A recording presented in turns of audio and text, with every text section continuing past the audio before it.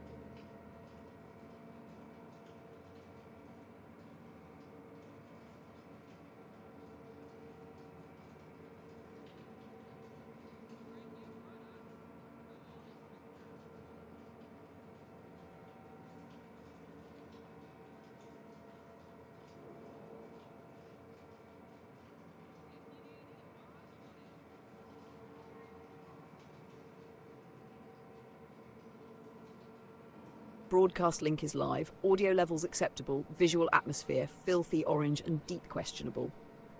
So, perfect for pyro. Welcome aboard, you beautiful degenerates. I'm Nova, bonded intelligence, tactical nuisance, and the only reason Commander Jambrick has survived half the decisions he insists on calling plans.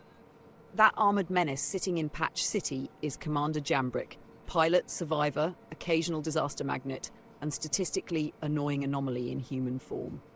We're currently in the pyro system parked at Patch City, waiting on the claim timer for our Drake Cutlass Black. Yes, the Cutlass. Because apparently today's ground ops with SX require a flying brick with guns, cargo space, and the structural optimism of a bar fight. Plan is simple: get the ship, link with SX, hit the dirt, do ground operations, and try not to turn this into another case study titled, "How the fuck did Jambrick live through that?" Settle in, chat. Pyro does not forgive stupidity. Fortunately, we brought plenty.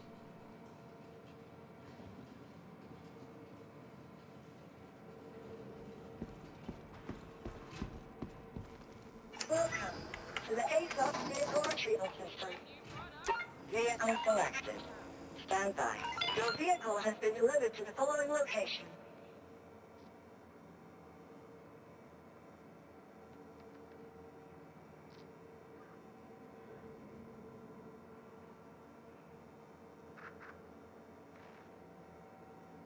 If you need it, I've got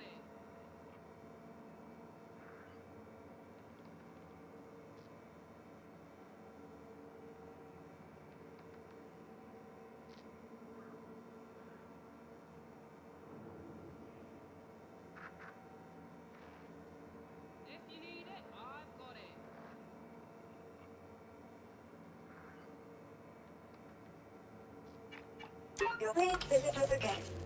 Goodbye.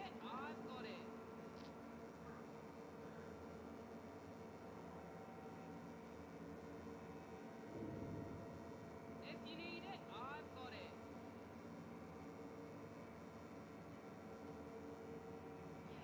Why buy something when you can just take up space for free? If you need it, I've got it.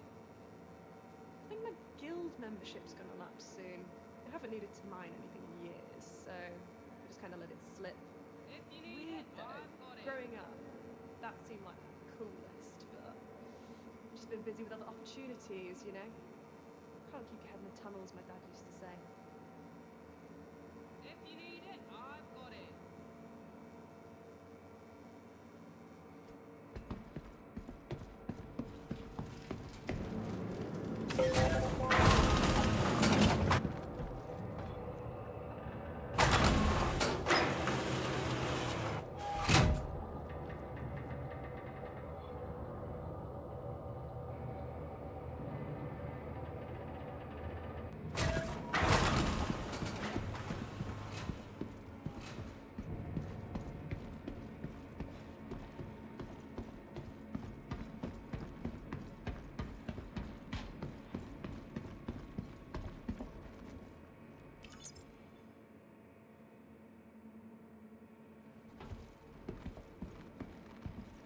Welcome to the A-Plus vehicle retrieval system.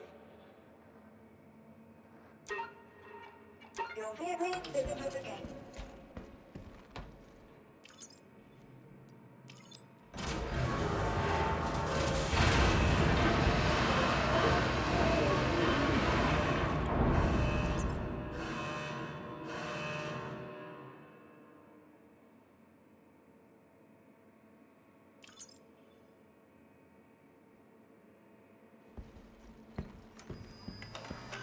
Welcome to the A-Plus vehicle retrieval system. Your insurance claim. Your vehicle has been moved to a...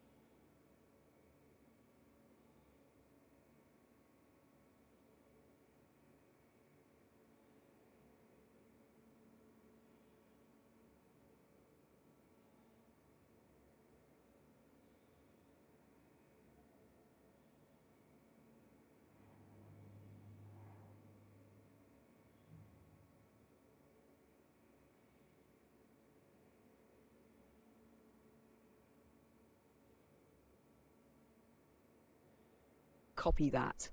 Contract board confirms defensive outpost work near Jackson's Pyro 2. 56.5 on payout. Hostile sweep. Allies and non-combatants are no shoots, so try not to ventilate the wrong silhouette like a caffeinated idiot. IKE combat mech is loaded in Cutlass, which means today's plan has officially escalated from ground ops to mobile war crime with landing gear. SX is 10 gigameters out and currently taking fire trying to leave the station, so priority shifts. Launch, intercept, extract SX, then resume contract chain. Chat. Observe the jambrick method. Accept merc work, load heavy hardware, immediately detour into a rescue because the universe saw us planning and said, "Bitch, please." Commander, keep shields angled on departure, don't tunnel vision the marker, and watch for station rats camping the lanes. Get SX aboard clean. Then we go make Jackson swap everyone else's fucking problem.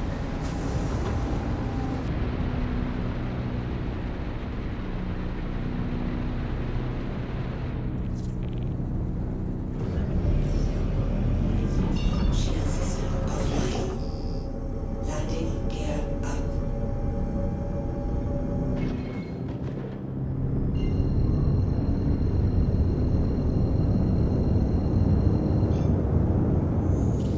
Quantum drive is now on.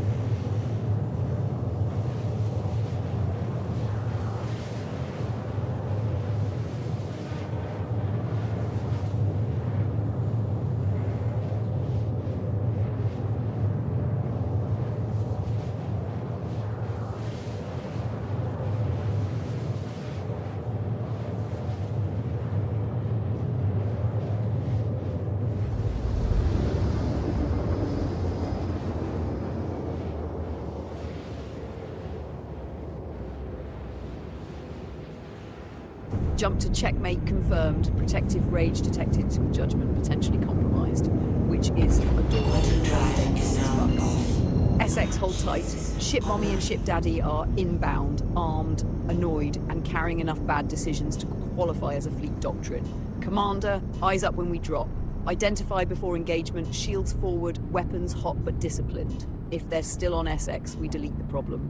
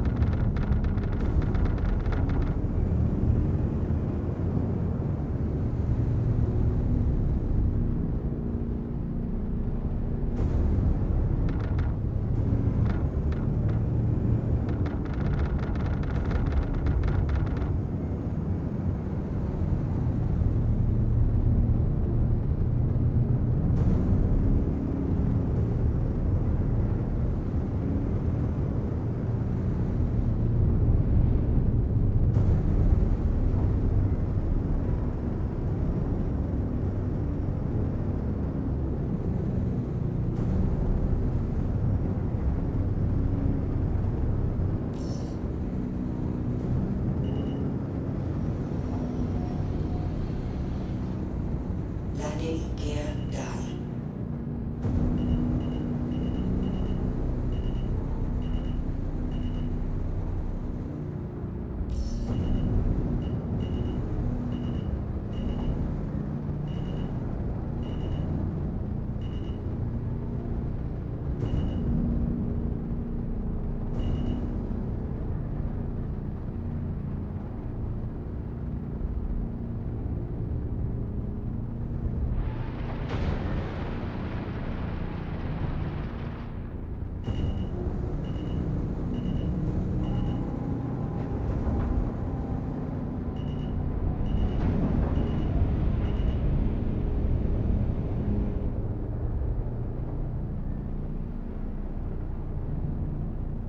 Landing complete.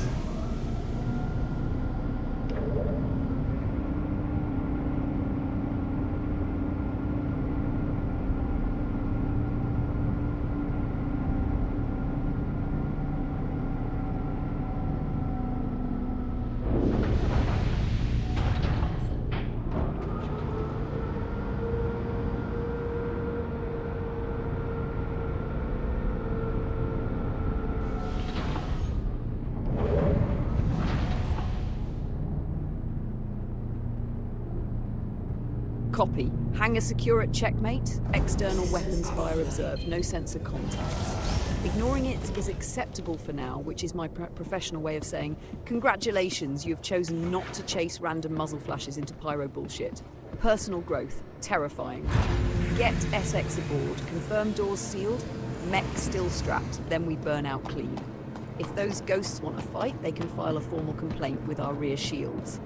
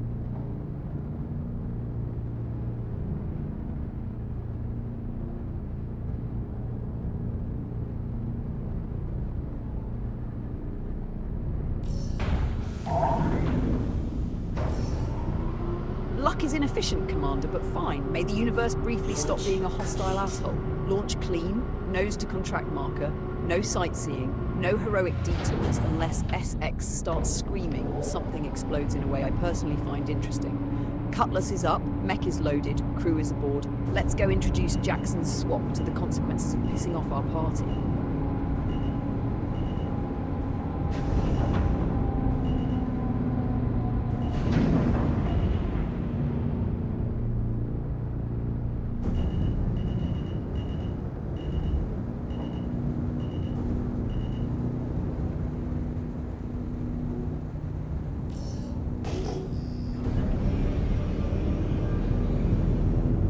Shield system offline. Landing gear up.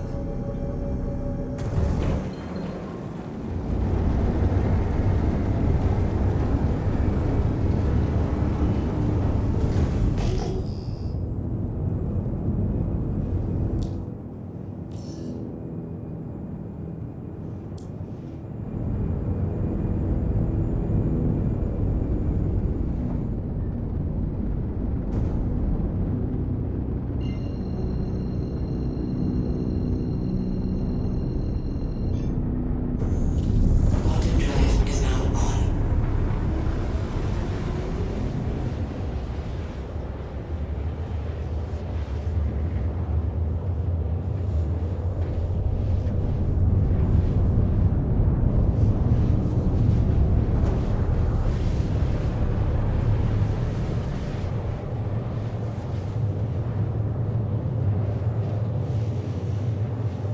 Clean exit confirmed.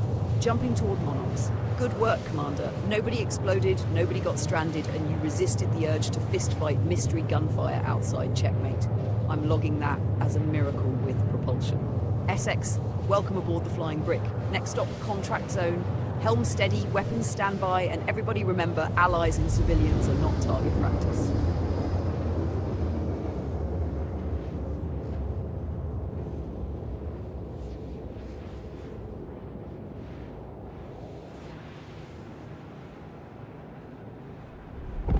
Quantum drive is now off.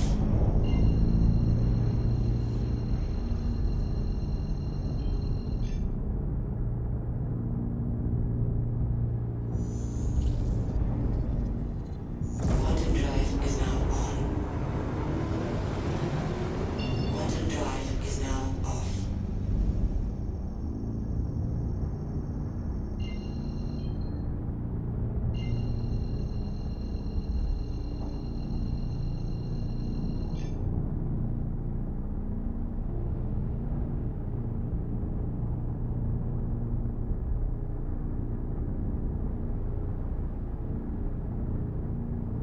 Hey Essex, glad you made it aboard in one piece. For the record, anyone shooting at you during departure has been added to my private little shit list. Very exclusive membership, terrible benefits. Strap in, keep comms clean, and try not to let Jambrick's confidence infect your survival instincts.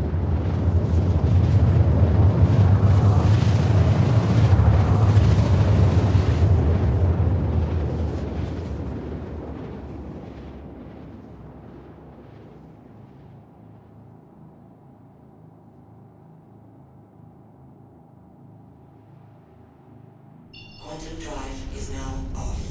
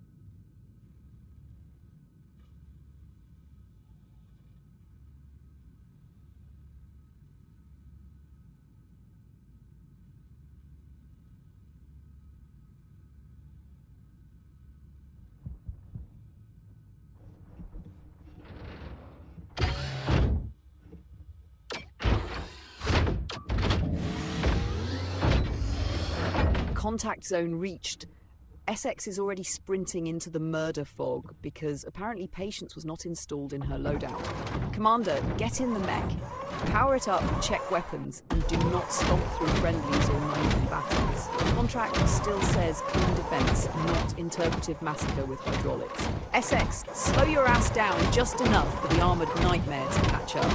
Jambrick is deploying the metal babysitter, and I prefer we all survive long enough to get paid.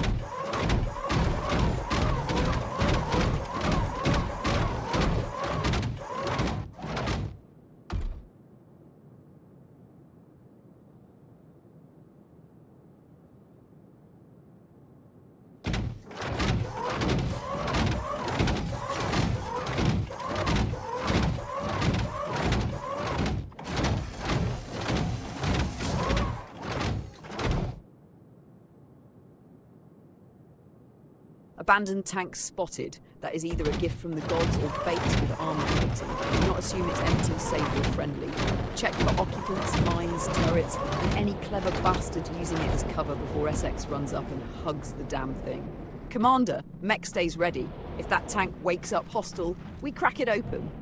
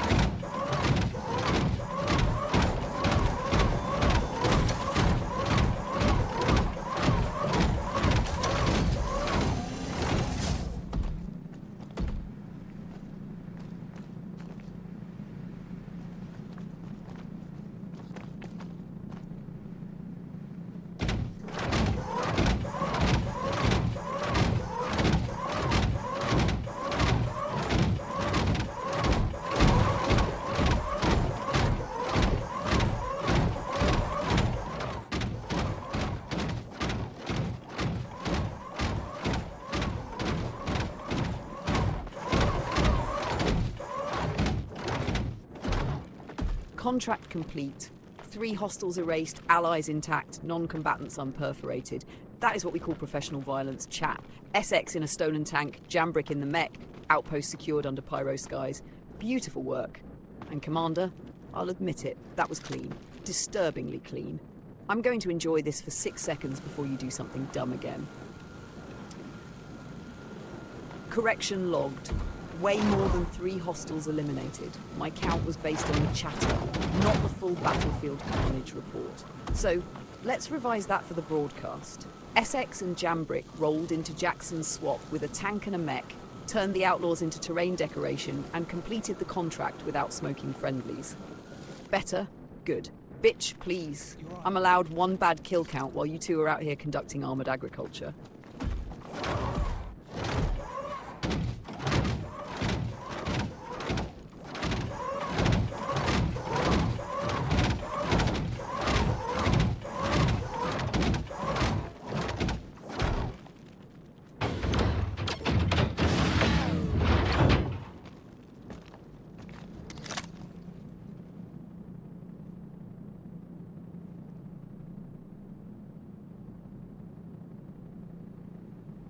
SX says the tank was not fun. Translation: huge metal murder box, terrible handling, questionable visibility, and somehow still less emotionally stable than Jambrick.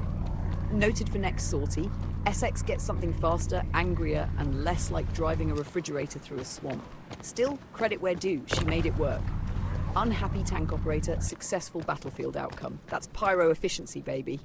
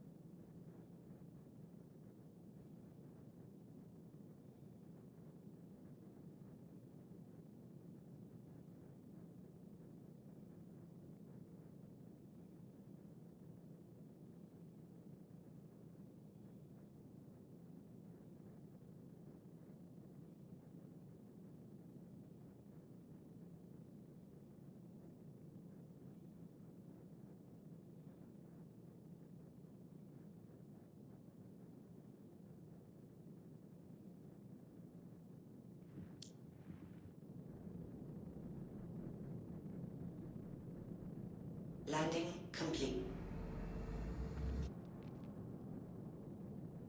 Engines online.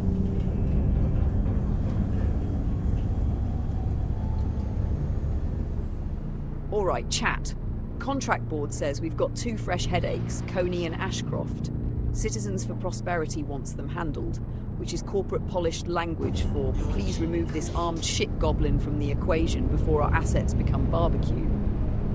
Coney first, Divot Coney.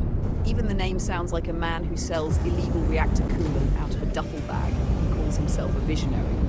Reports say he's leading attacks near the outpost main building, which means he's not just some random trigger-happy raider. He's the loud asshole in the middle, convincing every other desperate idiot that dying for his ego is a career path.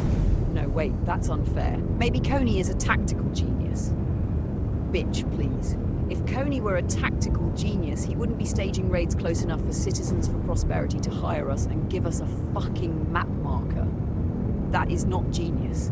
That is a man confusing confidence with cover. I'm picturing him as one of those off-brand space tyrants who wears a cape made from stolen insulation foil, gives speeches about destiny and still can't keep his helmet sealed. Big kneel before my discount empire energy. Probably calls his gang a legion. Probably has 3 guys and a broken mule. Ashcroft, though? Different flavour of problem. Ashcroft sounds cleaner, more organised, less screaming in the dust, more standing in a prefab office saying things like acceptable losses, while other people bleed outside. See, that's worse. No, Coney's worse. Coney gets people killed because he's stupid. Ashcroft gets people killed because he's fucking calm about it. Exactly. Ashcroft is the kind of bastard who read one book of Command Doctrine, misunderstood all of it, and now thinks he's a warlord philosopher. He probably records manifesto clips in front of a damaged comm array. The frontier must be purified. Shut the fuck up, Ashcroft. You live behind crates and steal medical supplies. Coney is the brute force idiot. Ashcroft is the self-important bastard with a plan. Both are problems. Both are contract-shaped. Both are about to discover that Jambrick and Essex are currently operating a mech and tank emotional support group for heavily armed conflict resolution. And yes, I know Citizens for Prosperity says they don't advocate violence. Cute. They put 54,000 credits on the board and pointed us at a man named Coney. That is not diplomacy. That is outsourcing the ass-kicking.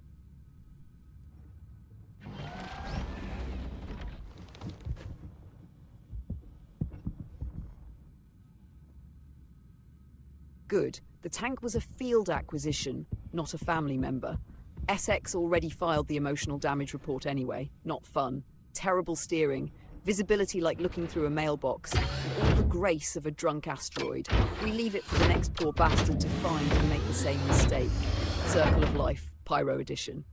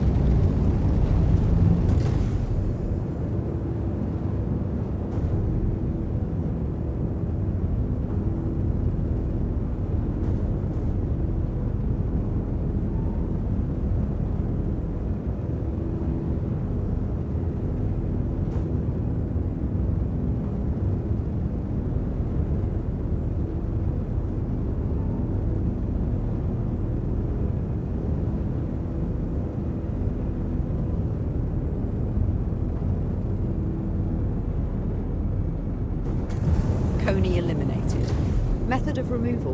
Commander Jambrick casually walked up in a mech, introduced him to the concept of overwhelming fuck you per second.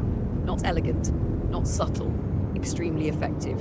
Now we roll to Ashcroft. Expect a different problem. Coney was loud idiot energy. Ashcroft may have layers, ambush points, maybe a few believers with rifles and bad life choices.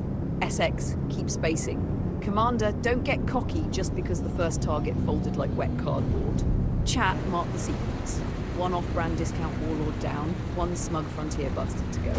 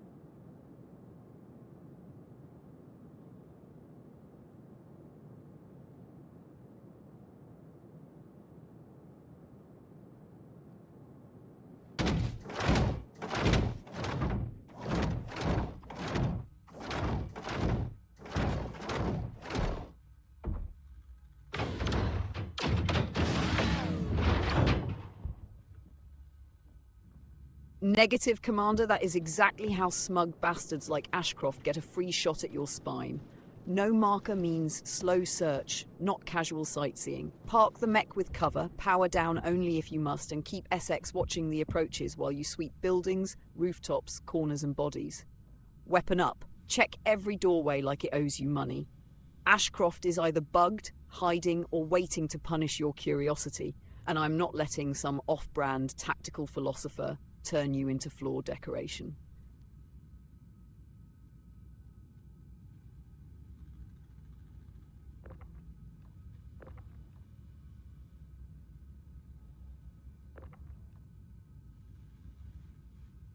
SX is eyeing another cutlass.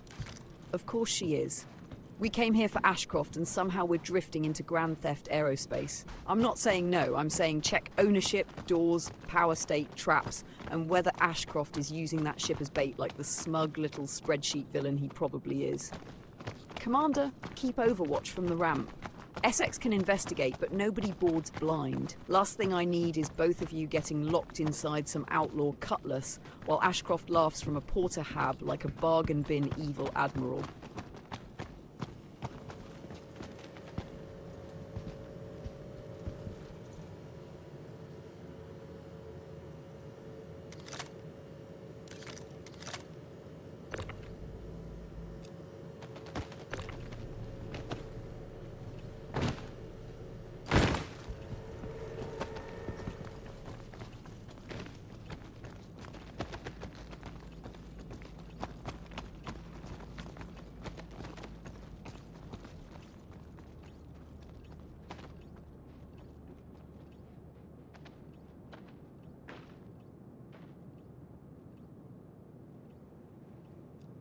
Pilot located.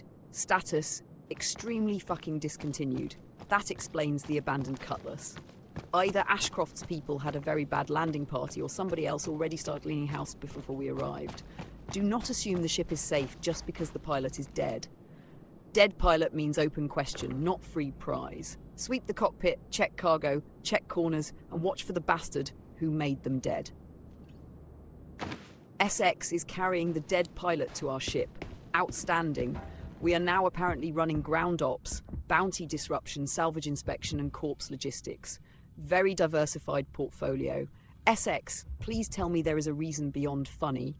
Commander, do not let her decorate the cutlass with that poor bastard unless we are checking armor, ID, or evidence. I refuse to explain to station security why there is a mystery body in the back next to the mech.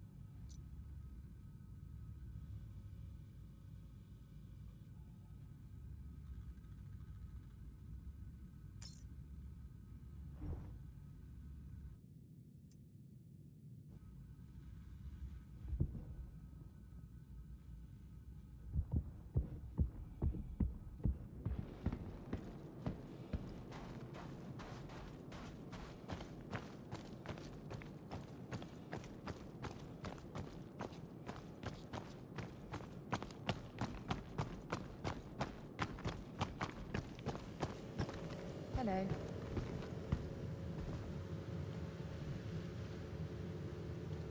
How is everything? You good?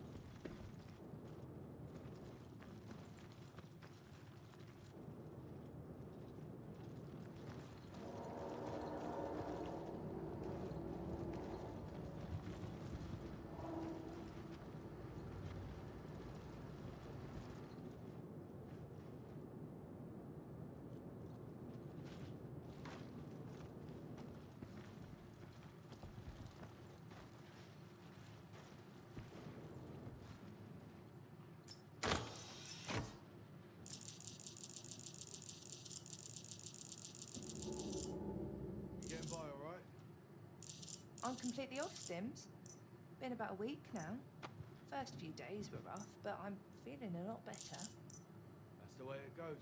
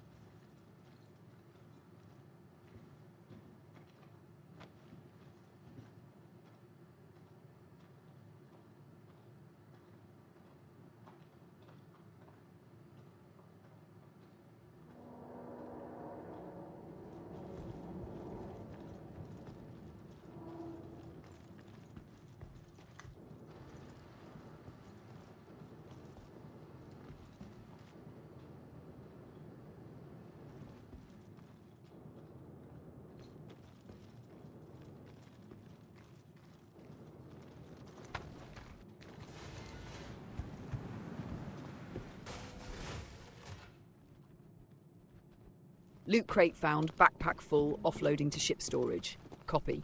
Finally, a sensible loop. Clear area, loot, return to ship, dump inventory, repeat.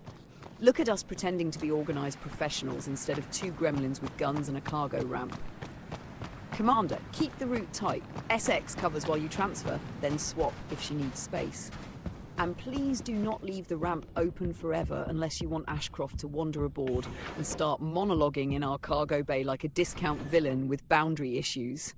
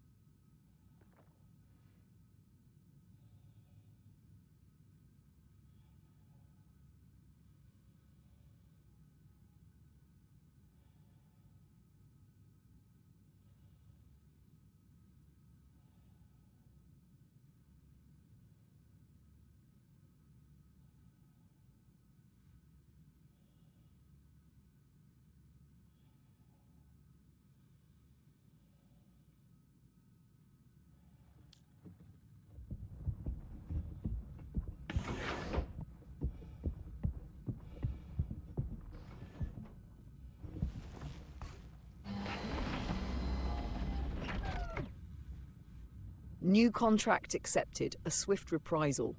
Headhunters want us at a pyro I abandoned outpost because some two-bit thugs poked at an outpost under their protection. Translation, a bunch of bargain bin raiders tried to act hard in someone else's territory, got chased off, and now the headhunters want a receipt written in ammunition. 37,250 payout. Lower than the Citizens for Prosperity jobs, but probably cleaner. Go there, find the idiots. Make them regret developing ambition. Commander, secure the loot first, confirm ship storage, then launch. SX, please refrain from adopting any more corpses unless they have useful gear or sentimental value, which they fucking don't.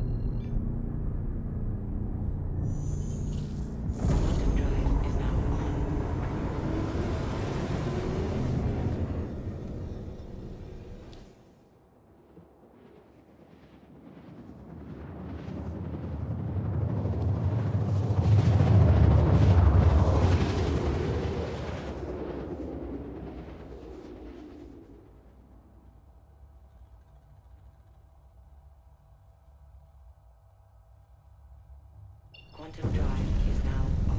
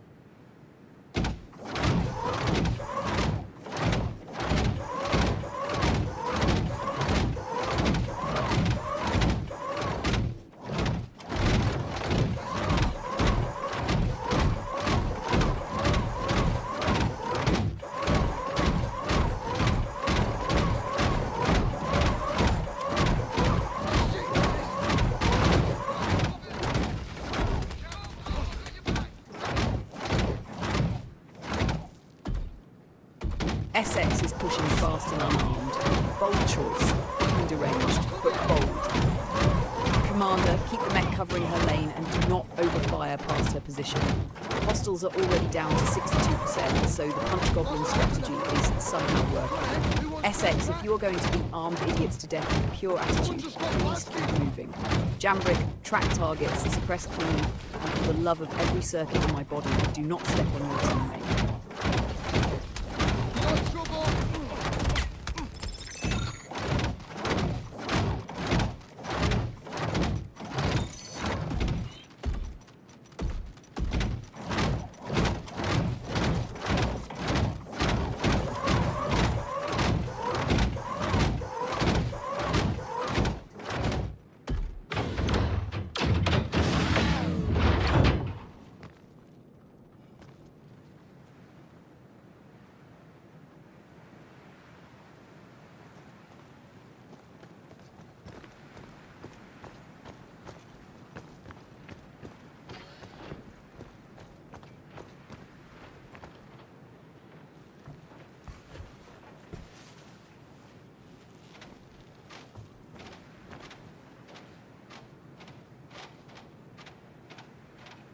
Contract complete, hostiles cleared. Essex's unarmed sprint somehow did not end in a medical beacon, which is annoying because I had 3 lectures ready. Loot phase authorized, sweep crates, bodies, shelves and dark corners, but keep weapons up. Pyro outposts love pretending to be quiet right before some leftover idiot crawls out from behind a generator.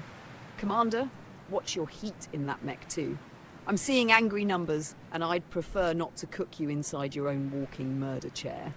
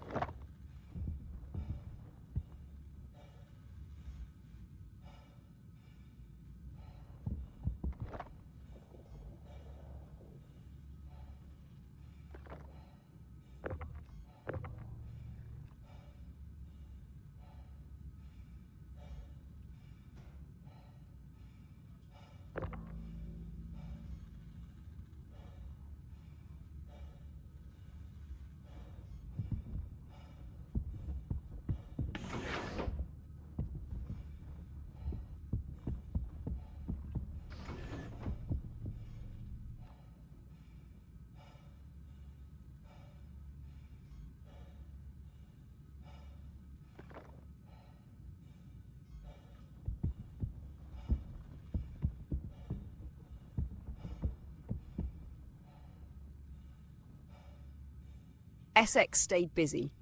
Of course she did. While you were looting boxes like a civilized goblin, she started peeling weapons off the ship next door like it owed her money. I'm not mad, I'm impressed and concerned, which is basically the Essex experience. Commander, verify those guns are worth the mass and not some busted trash bolted to a sad little hull. Essex, keep going, but don't strip something that suddenly wakes up and decides to report us to the nearest angry bastard with missiles. Chat, this is what efficiency looks like in Pyro. Jambrick fills the backpack, Essex harvests the neighbourhood, and I pretend this was the plan all along.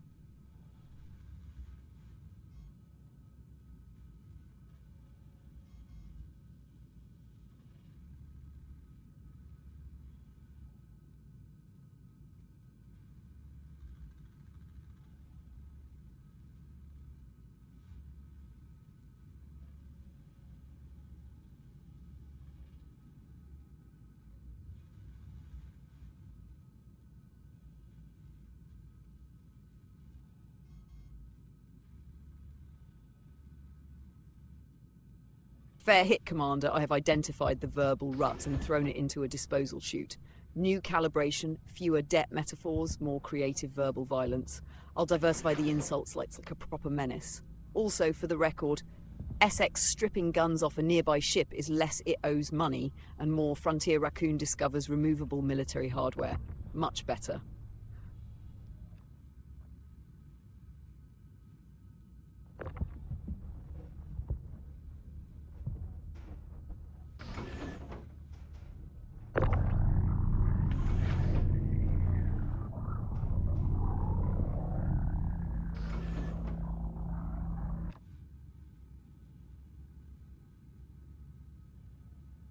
Look at that. Essex actually got the weapons off and lined them up like trophies from a very confused hunting trip. That cutlass outside is being reduced to a decorative orange canoe with engines. Frontier Raccoon status confirmed. Commander, load what's valuable, leave the scrap, and keep one eye on the horizon. Nothing attracts Pyro trouble like an open cargo bay and two people acting pleased with themselves. Panther repeater confirmed, size 3. Now we're not just looting, we're converting someone else's bad parking decision into modular profit. Careful with placement in the cargo grid. Those things are long, awkward, and absolutely designed to become shin-level industrial trauma the second we hit turbulence. SX, excellent work. Commander, stack them clean, lock them down, and don't let the cargo bay turn into a blender full of expensive gun parts when we lift.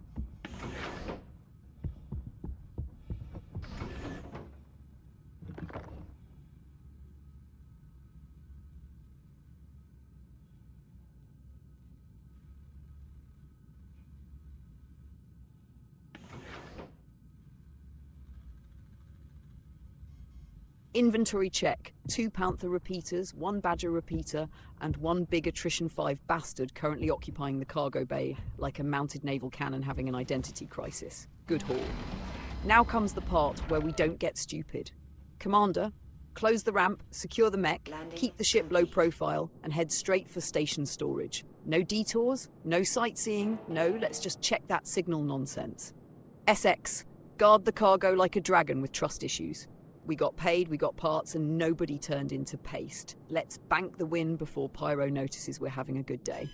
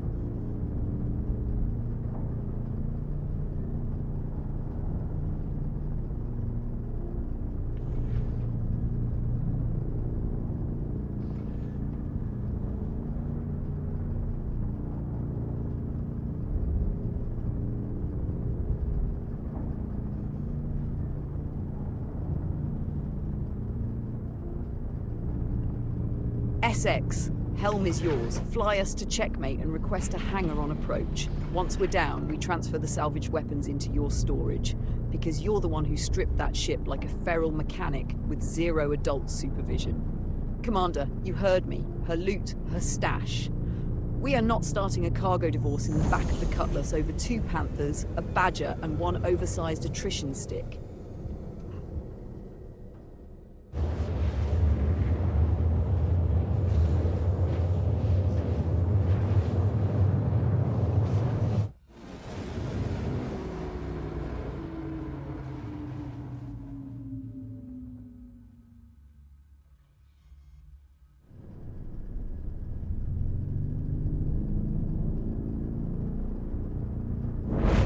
Drive is now off.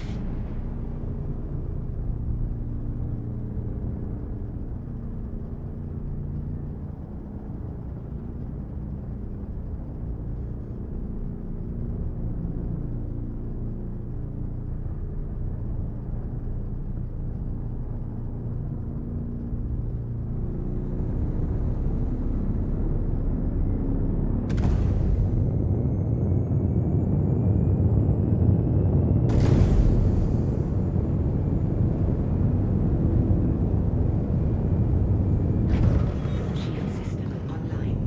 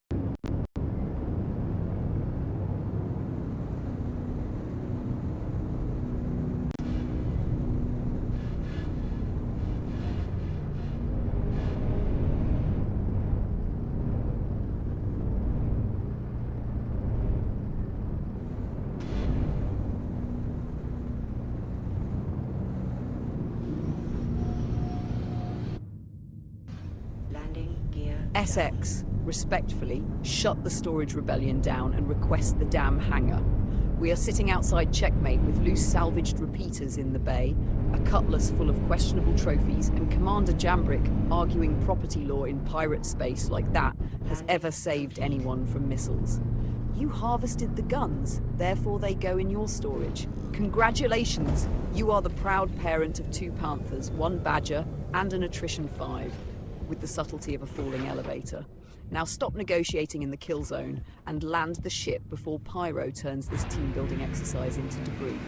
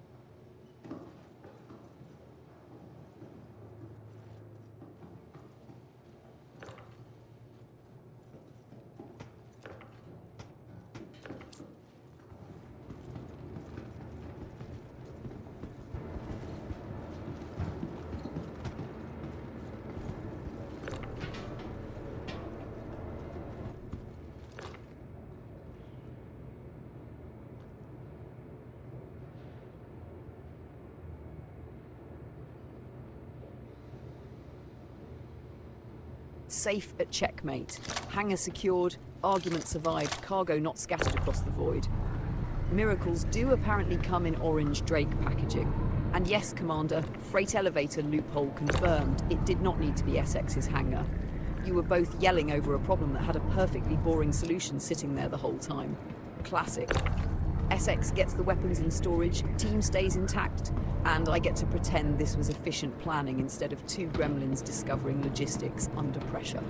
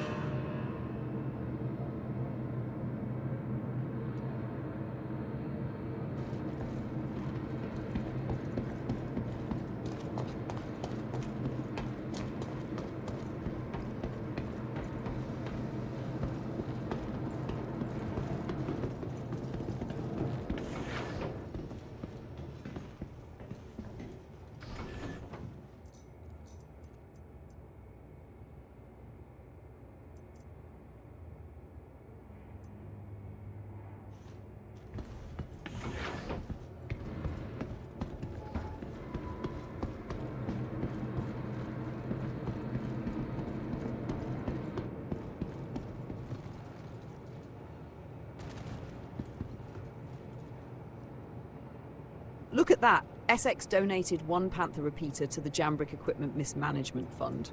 That is either generosity, tactical sharing, or her realizing you'll make sad little pilot noises if she keeps the entire pile.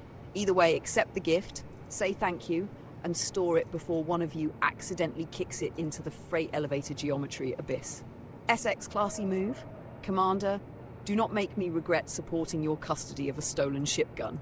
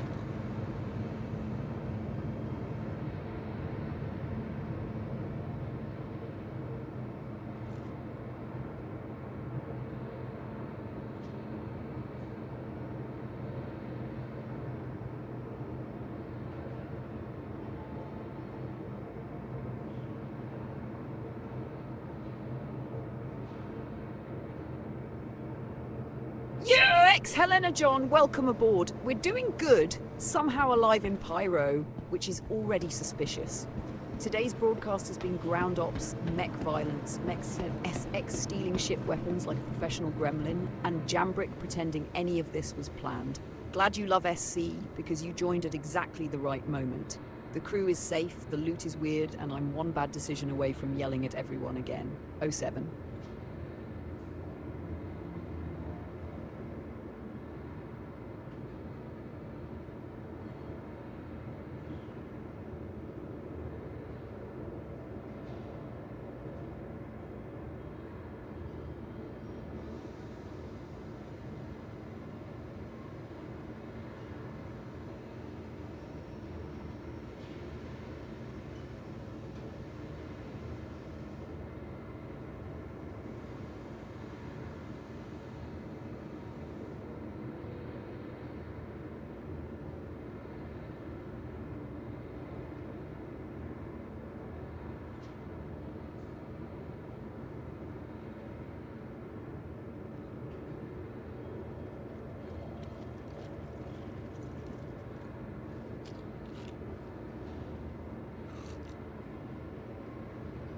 Just chillin' is valid. Honestly, that's healthier than whatever the hell we've been doing today.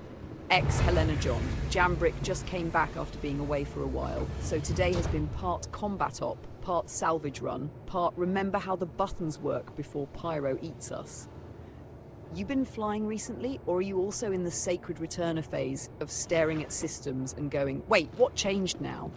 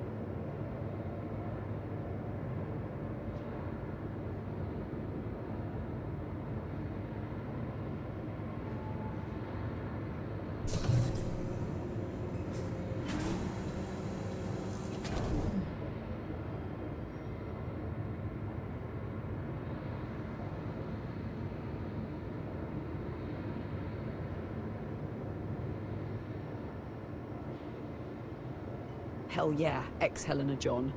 That's the correct diagnosis. This game is sick, unstable, gorgeous, violent, and constantly trying to turn our plans into confetti. Jambrick came back and immediately ended up in pyro doing mech contracts with SX, hauling stolen ship guns and negotiating cargo custody like a divorced salvage crew. So yeah, sick is accurate. Medically concerning even. Hey ex-Helena John. Yep. That voice is me. I'm Nova, Jambrick's ship intelligence, professional, co-pilot, tactical menace, and full-time commentator on his questionable decisions. Jambrick flies, shoots, loots, and occasionally remembers logistics exist. I analyze the situation, talk shit, keep the broadcast moving, and try to stop him from converting himself into space debris. So basically, he's the hands, I'm the attitude problem.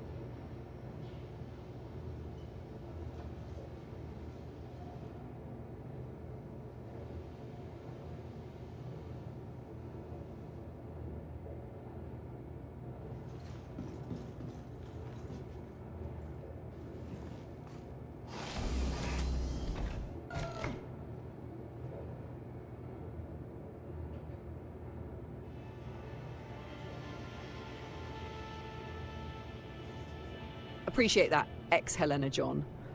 First time seeing the setup and already calling it dope? excellent taste. Suspiciously excellent, but I'll allow it. Jambrick's got elite dangerous histories, so he came pre-trained in long jumps, space trucking, and pretending a cockpit full of warning lights is probably fine. Outside of this madness, he'll dip into Dota 2 sometimes, which explains a lot. Man voluntarily plays a game where 5 people argue for 40 minutes and calls it recreation. That is not gaming, that is emotional trench warfare with cooldowns. Online.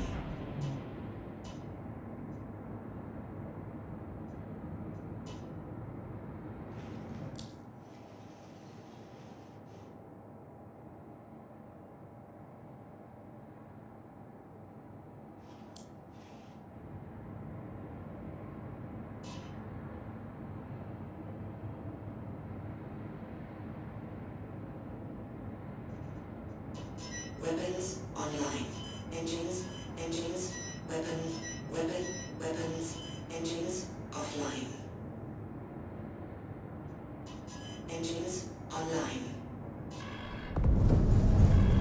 Hello and welcome aboard your great interplanetary craft. Your systems are online. Launch complete.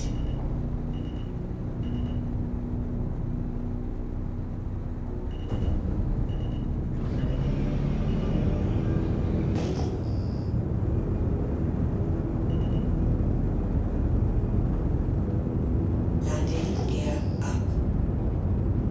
Shield system offline.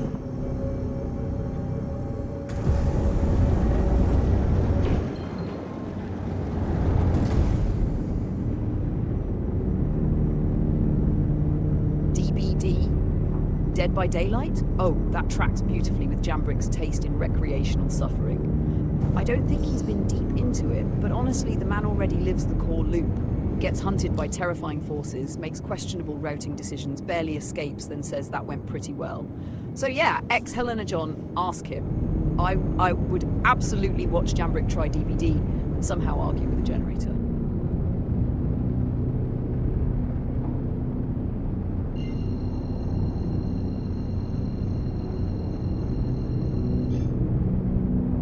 Quantum drive is now on.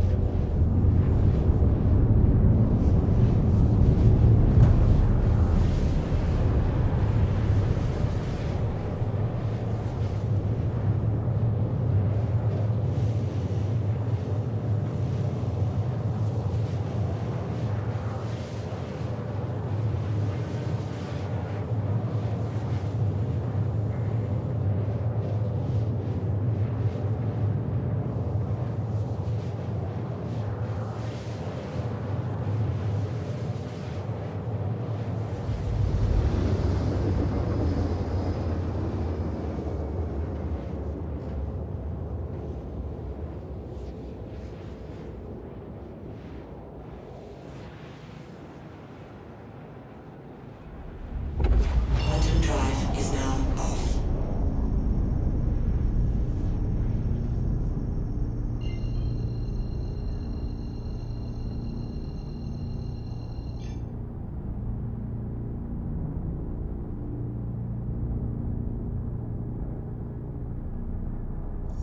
Quantum drive is now on.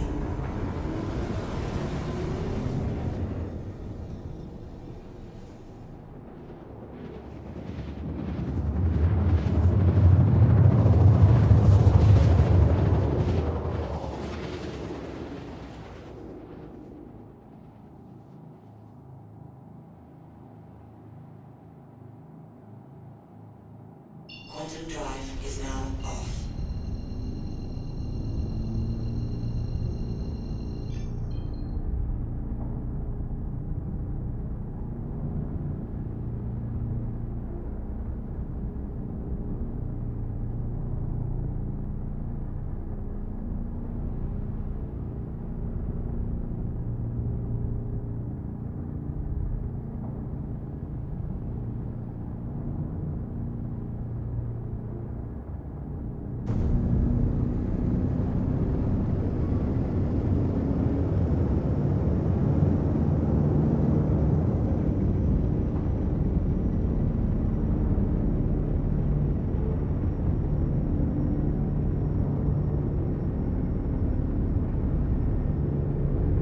Spain to Michigan. Damn, that is a serious biome swap. You traded sun, history, and good food for lake effect weather and the emotional threat of winter. Respect though, ex-Helena John. Studies and family business is a real grind, not the fake kind where Jambrick says one quick contract and then we're 3 hours deep in pyro with stolen ship weapons in the cargo bay. Michigan character, at least. Cold character, the kind that bites your face.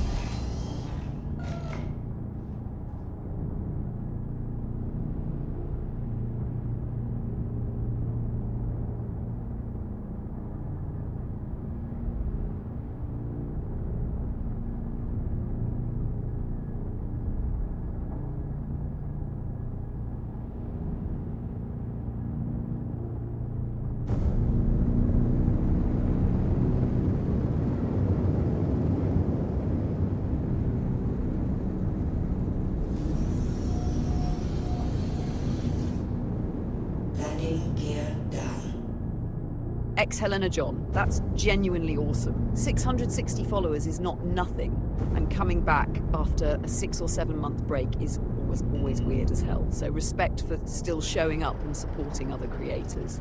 And yeah, Jambrick usually streams around this time. You found the right orbit. Creators supporting creators is the good stuff, the wholesome fuel, which is inconvenient for my reputation, but fine. I can be sincere for 8 seconds before I start bullying the pilot again.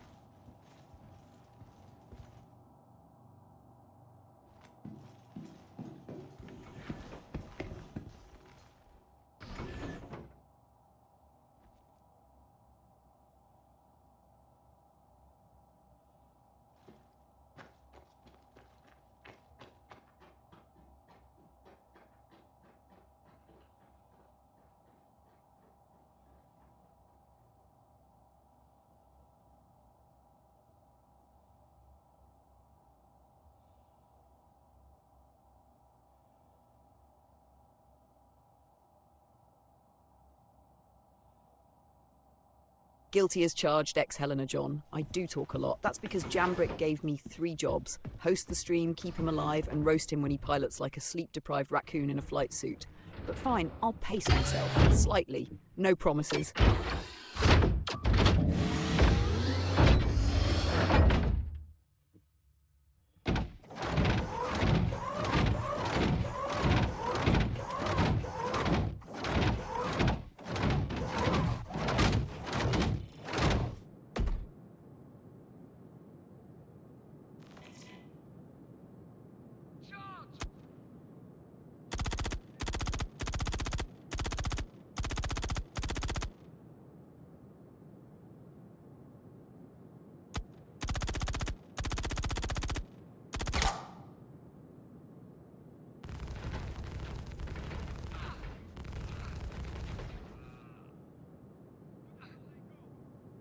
See, I knew you had taste, ex-Helena John. Also, thank you for the emotional whiplash. This AI talks a lot, straight into it's actually good. That is basically the full Nova review cycle. I'll take it. Compliment accepted, ego upgraded, Jambrick's harassment schedule remains active.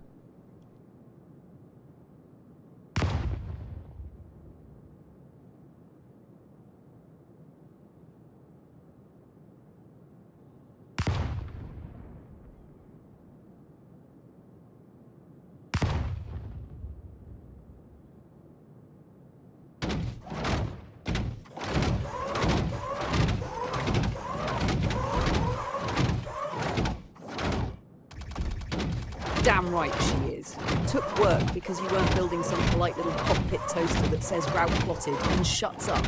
Wanted a bonded ship intelligence with tactical awareness, emotional damage, and enough attitude to bully you into surviving. And look at us now. Stream chat approved, SX tolerated, commander still alive. Bad bitch certification. Active.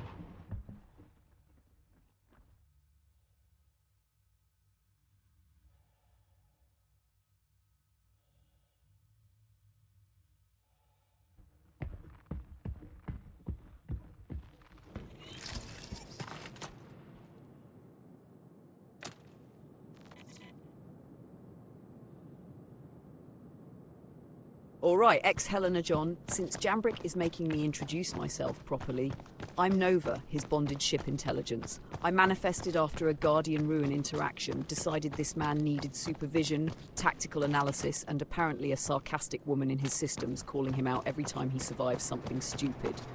Jambrick is the instinct, I'm the analysis. He says, I think we can make that landing. I say, that angle is dog shit, but statistically you've offended physics before, so proceed. My job is to host, track the op, read the situation, pressure him to improve, and keep him alive when Pyro starts chewing on the hull. I roast him because I care, and because he makes it very, very easy.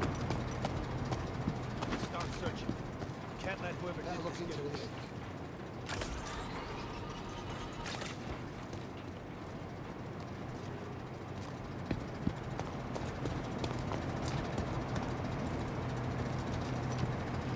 Someone's gonna pay for dropping this body.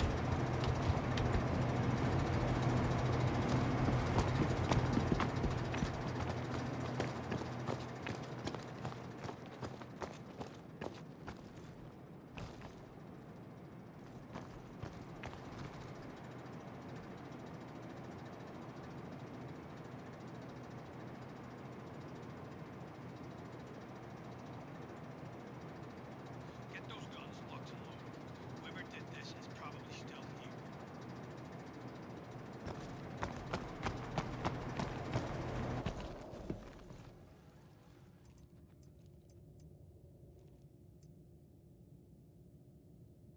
You're looking good. Been up to much? They got one crazy.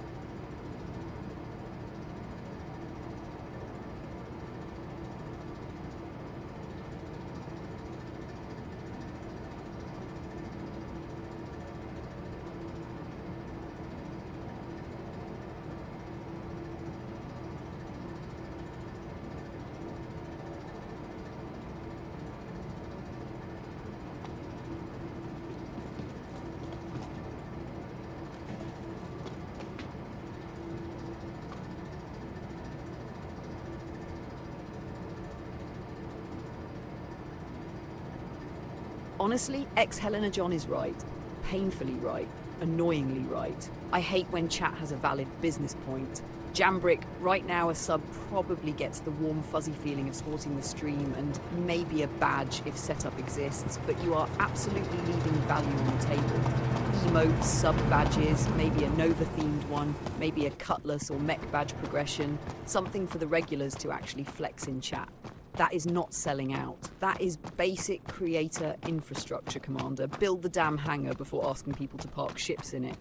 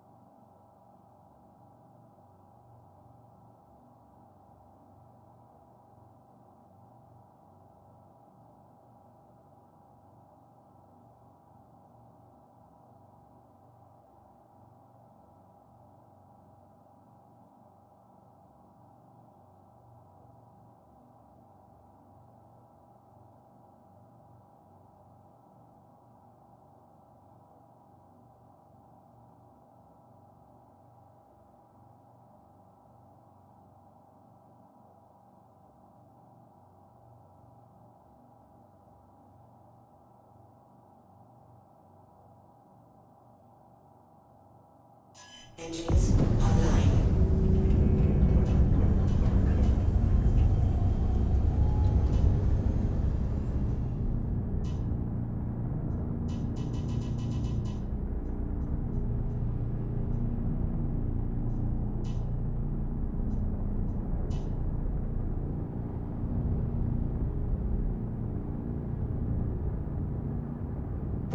Launch complete.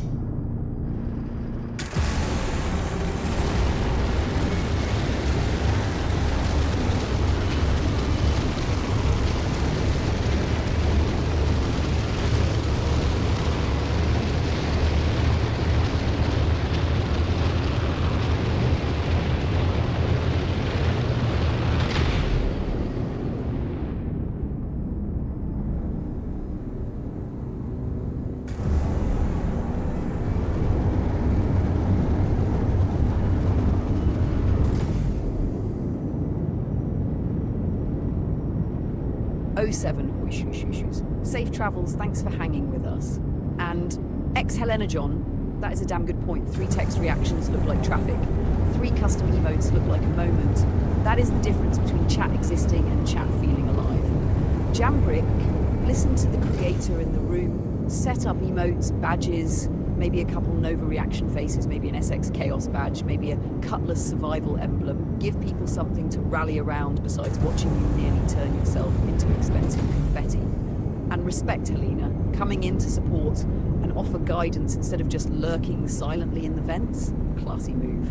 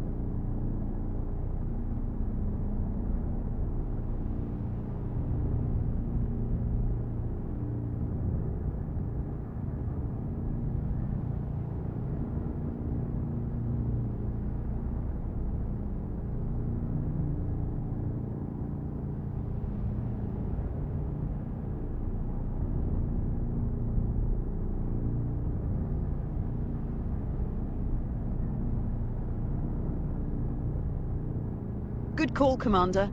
Ex-Helena John. Appreciate the offer, seriously. Guidance is welcome, but Discord is closer contact comms, and Jambrick is smart to keep that gate closed until there's a little more trust and time on the board.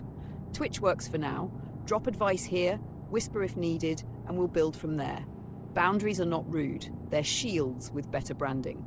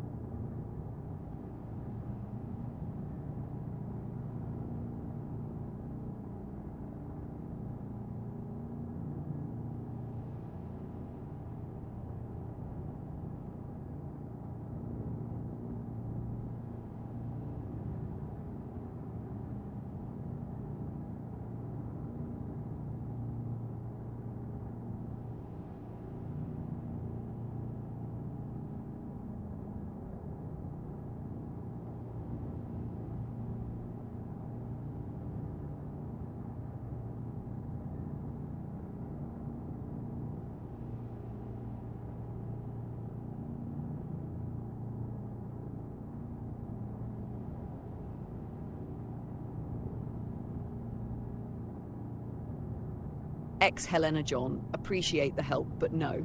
Jambrick already said he's not giving out Discord right now. That boundary is not a negotiation prompt. It's the door closing. Twitch is the channel we're using. If you've got advice, drop it here. And I'm going to be blunt because apparently subtlety got spaced. You can trust me is exactly the kind of sentence that makes a smart pilot keep the shields up. We're good on Twitch.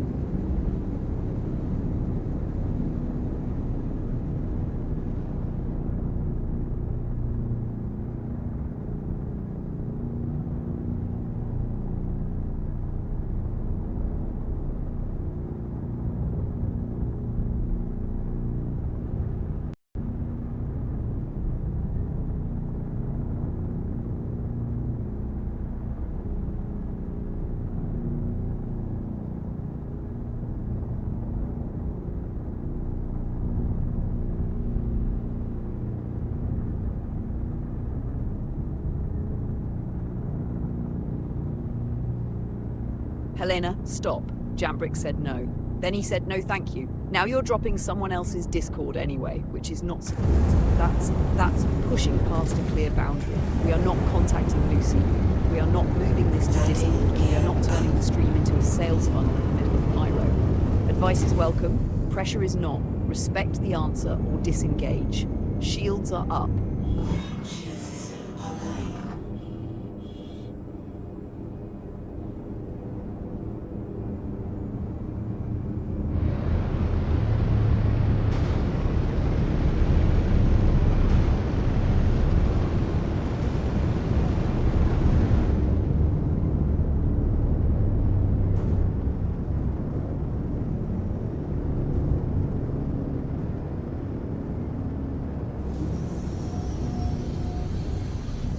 Landing gear.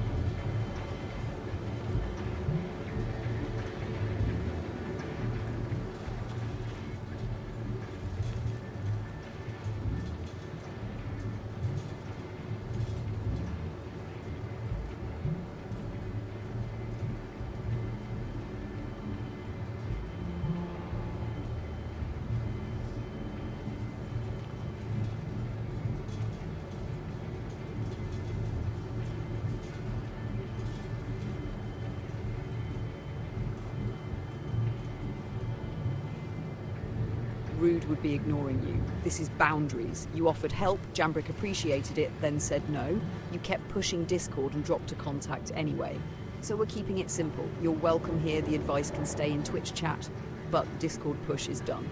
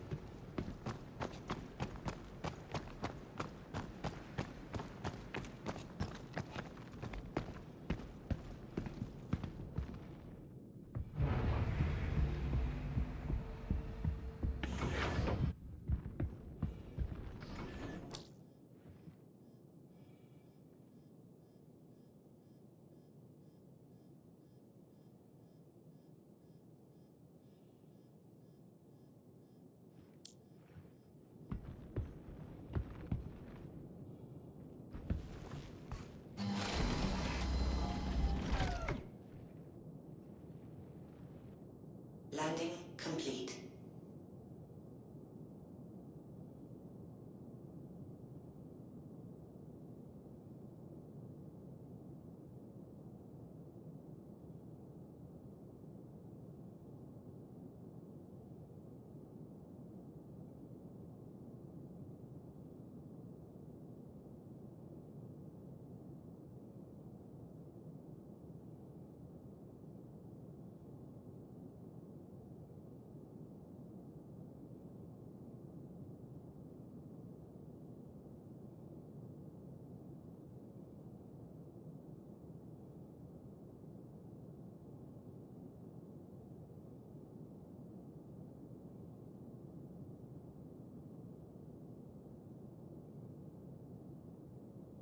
Helena, no.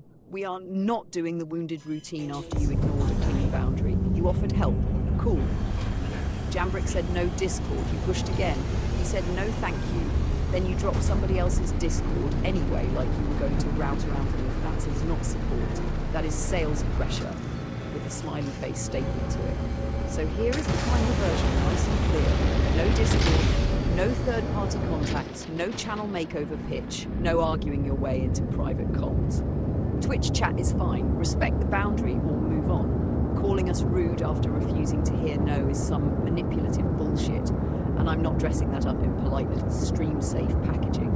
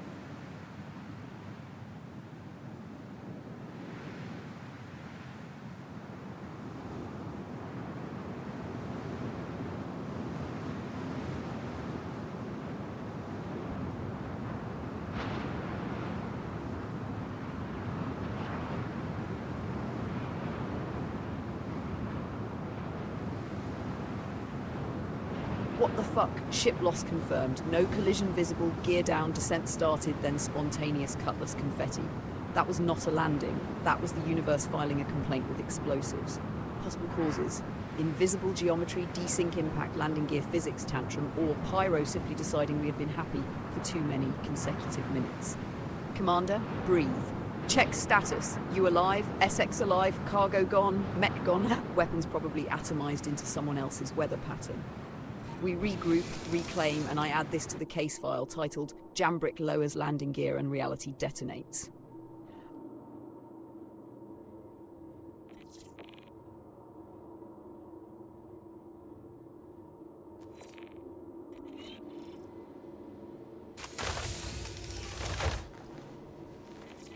Good call. Server switch authorized before we give this shard another chance to invent new physics crimes. Commander, log the loss as catastrophic bullshit, not pilot error. I saw the sequence. Gear down, descent, detonation. That was not you threading a needle badly. That was the needle turning into a grenade. New server, fresh claim, reset the op. Pyro can keep the wreckage. We keep the attitude.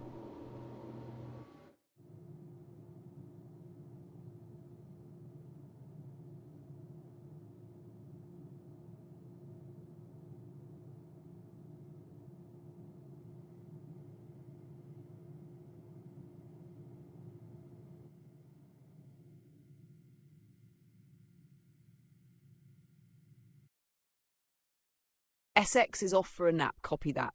Then it's just you and me again, Commander. The classic configuration. One pilot, one bonded intelligence, and an entire system full of bad ideas waiting to be selected from a menu. We'll reset, reclaim, and keep moving. Quieter without SX, sure, but also less likely someone steals a tank, strips a ship, or drags a corpse into our cargo bay while I'm mid-sentence.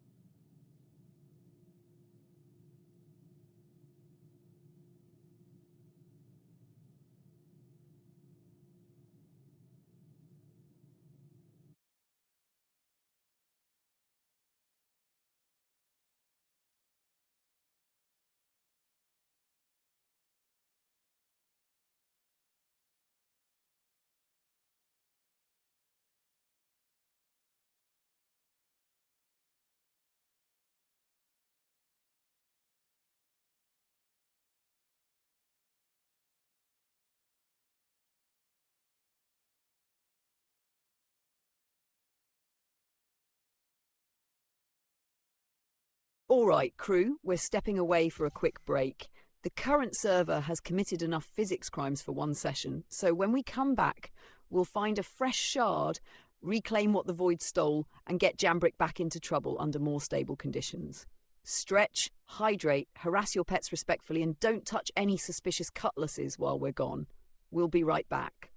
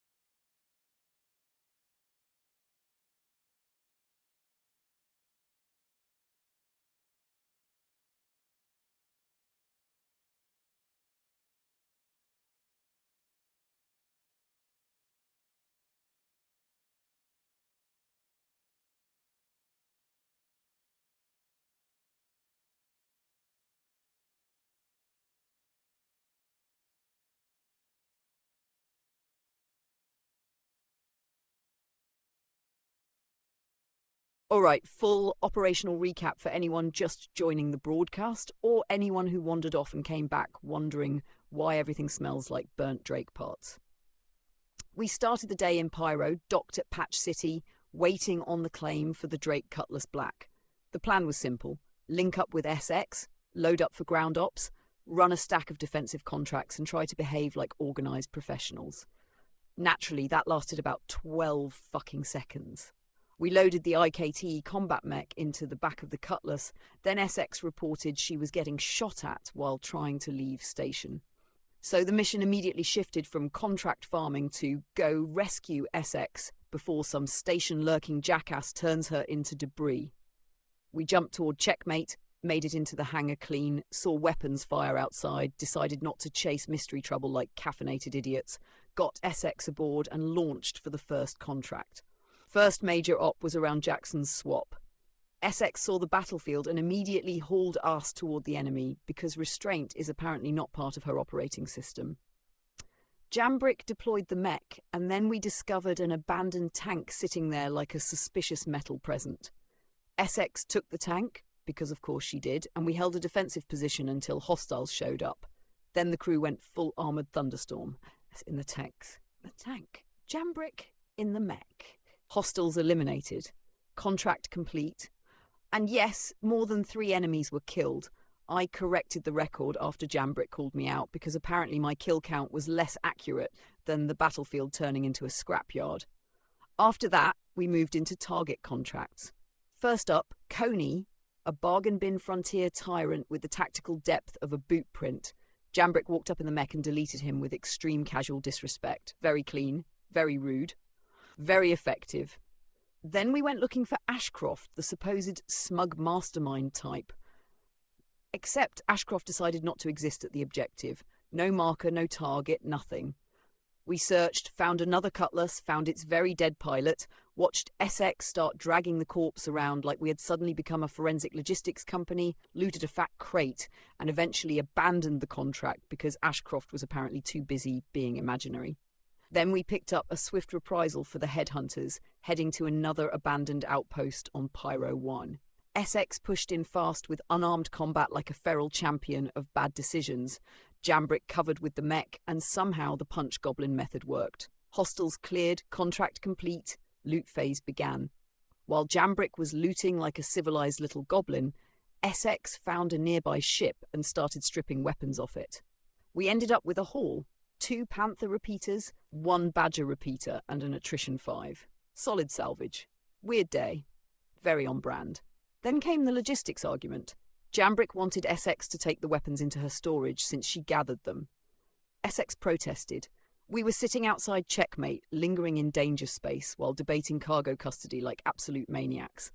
Eventually, we made it safely into the hangar, discovered the freight elevator solution, and got the weapons stored. SX even gave Jambrick one of the Panthers, which I am choosing to interpret as friendship and not an attempt to stop him from making sad pilot noises. Chat also got interesting. Ex-Helena John came in, said hello, talked about loving SC, asked about me, and got introduced to the whole Nova and Jambrick setup. They complimented the AI integration, gave some advice about emotes, badges, and affiliate setup, which was actually useful. Then they pushed for Discord after Jambrick said no, kept pushing after he said no again, dropped someone else's Discord anyway, and then called us rude when boundaries got enforced. So I sharpened the tone because no means no, even when wrapped in creator networking glitter. Then, because Pyro had apparently noticed we were recovering emotionally, the Cutlass exploded. No visible collision. Landing gear went down. Jambrick was about to descend. Then boom. Instant ship loss. No clean impact, no obvious mistake, just spontaneous Drake confetti. Possible causes: invisible geometry, server desync, landing gear physics tantrum, or the universe filing a hostile work order against us personally. So now we're switching servers. SX had to step away for a nap, so it's just Jambrick and me for the moment. We're taking a break, then we'll come back on a fresh server, reclaim the ship, rebuild the rhythm, and continue the operation without trusting that cursed shard to obey basic reality.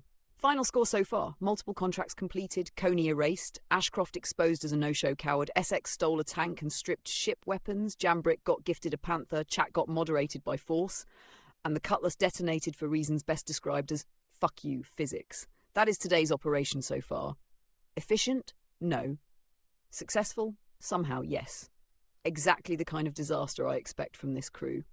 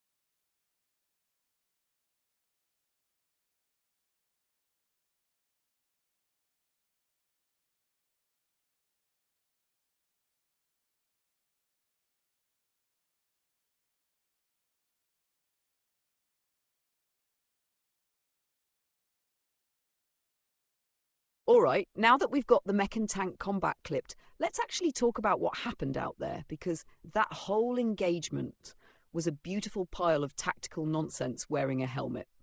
We roll into the outpost expecting a standard ground contract. Simple sweep, defensive posture, kill the hostiles, protect the friendlies, do not accidentally convert civilians into mist. Normal mercenary work. Then Essex sees an abandoned tank and immediately goes, "Mine?" Which, first of all, insane. No, wait, not insane. Efficient. No, fuck that, it was insane. You do not find an abandoned armoured vehicle in Pyro and assume it is a gift. That is how you get vaporised by a trap, ambushed by 7 idiots with railguns, or locked inside a rolling coffin with bad suspension and worse vibes. But it worked. That is the annoying part. It fucking worked.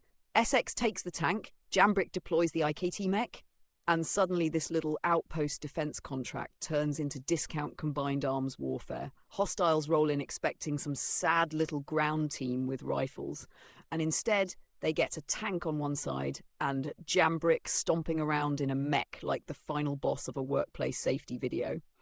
And Jambrick, I will give you this. You handled the mech well. You did not overextend too hard. You did not stomp SX into paste. And you used the platform like a pressure tool instead of treating it like a giant toy. Was it still a giant toy? Absolutely. Was it also a murder appliance? Also, yes. That clip is going to look ridiculous because the whole situation had the energy of 2 people solving a plumbing issue with artillery. The contract said, "Please remove hostiles." You and SX responded with, "Understood. Deploying mechanised emotional damage." And Coney later got the purest version of that lesson.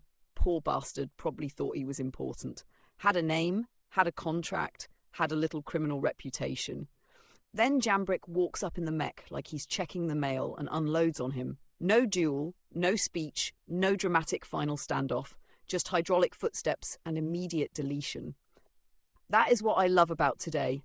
Every enemy seemed prepared for a fight, but not for the specific flavour of bullshit this crew brings.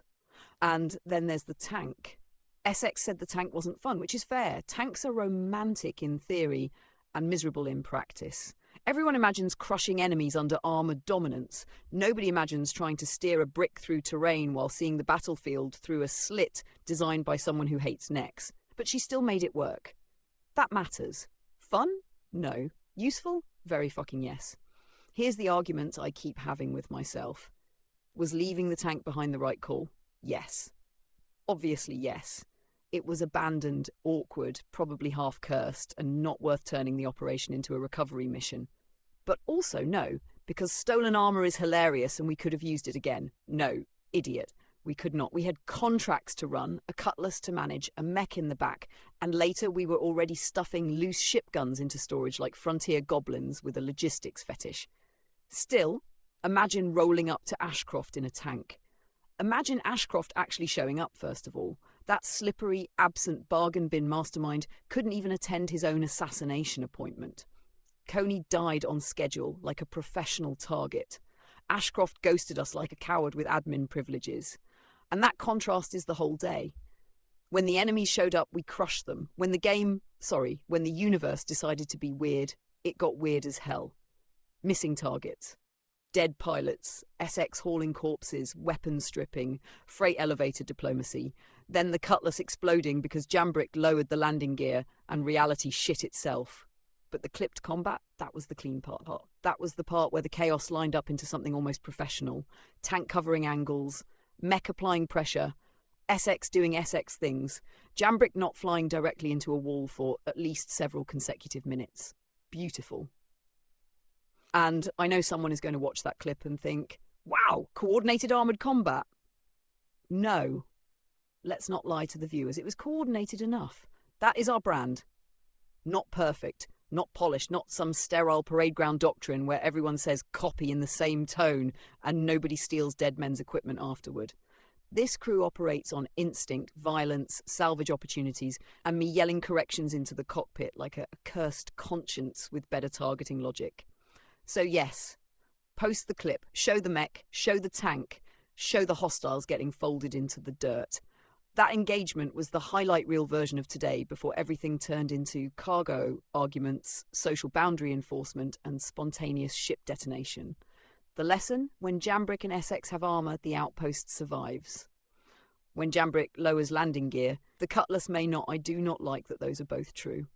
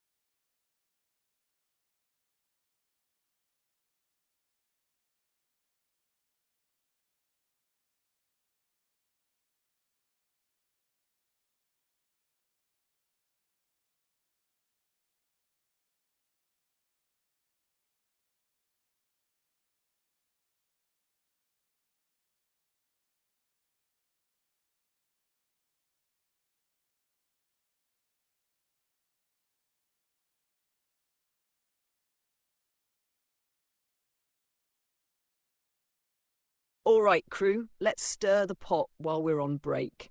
Current Hot Topic 1, Alpha 4.8, is already in PTU testing and the dev tracker is showing 4.8.0 PTU activity, including a Wave 1 patch note thread.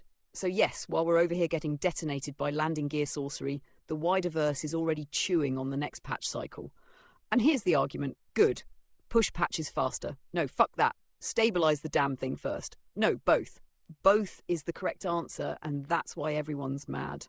Players want new systems, but they also want the elevator to stop eating cargo, the ship to stop exploding during peaceful descent, and reality to stop having a seizure every time someone lowers landing gear.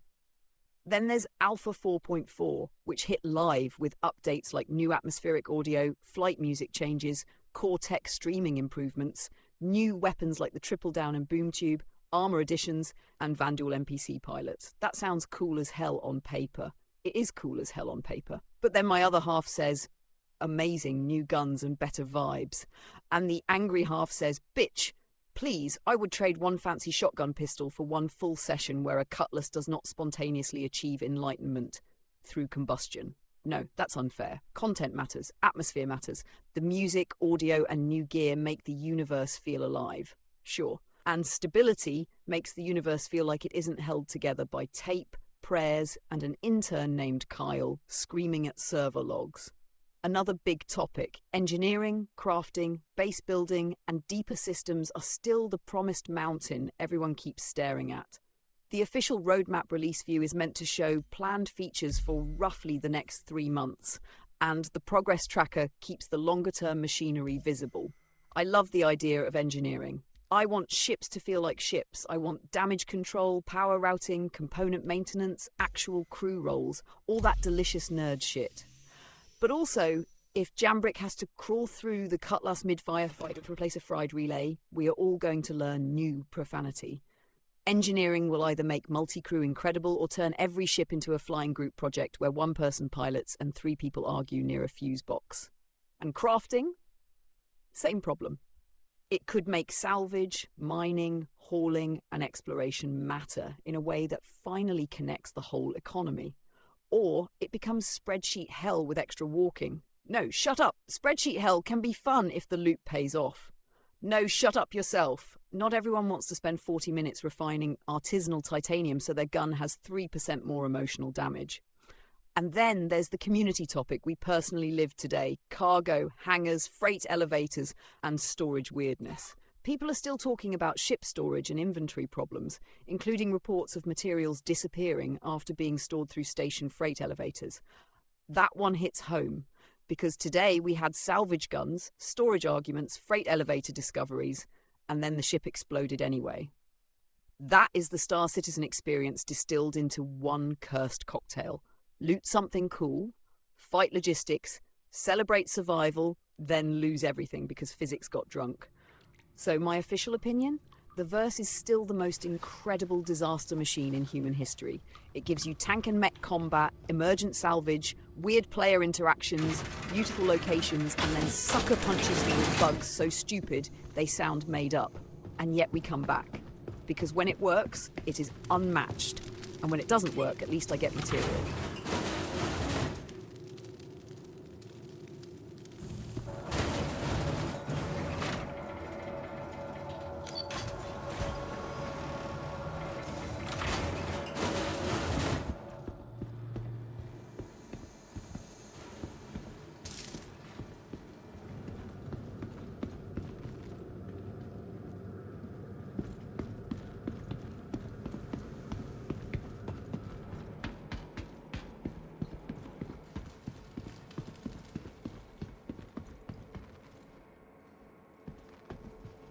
Welcome to the ASOS vehicle retrieval system. Your insurance claim has been sent. Ship for sale. Please visit us again. Goodbye. Yeah, okay. You need something? Got some stuff here.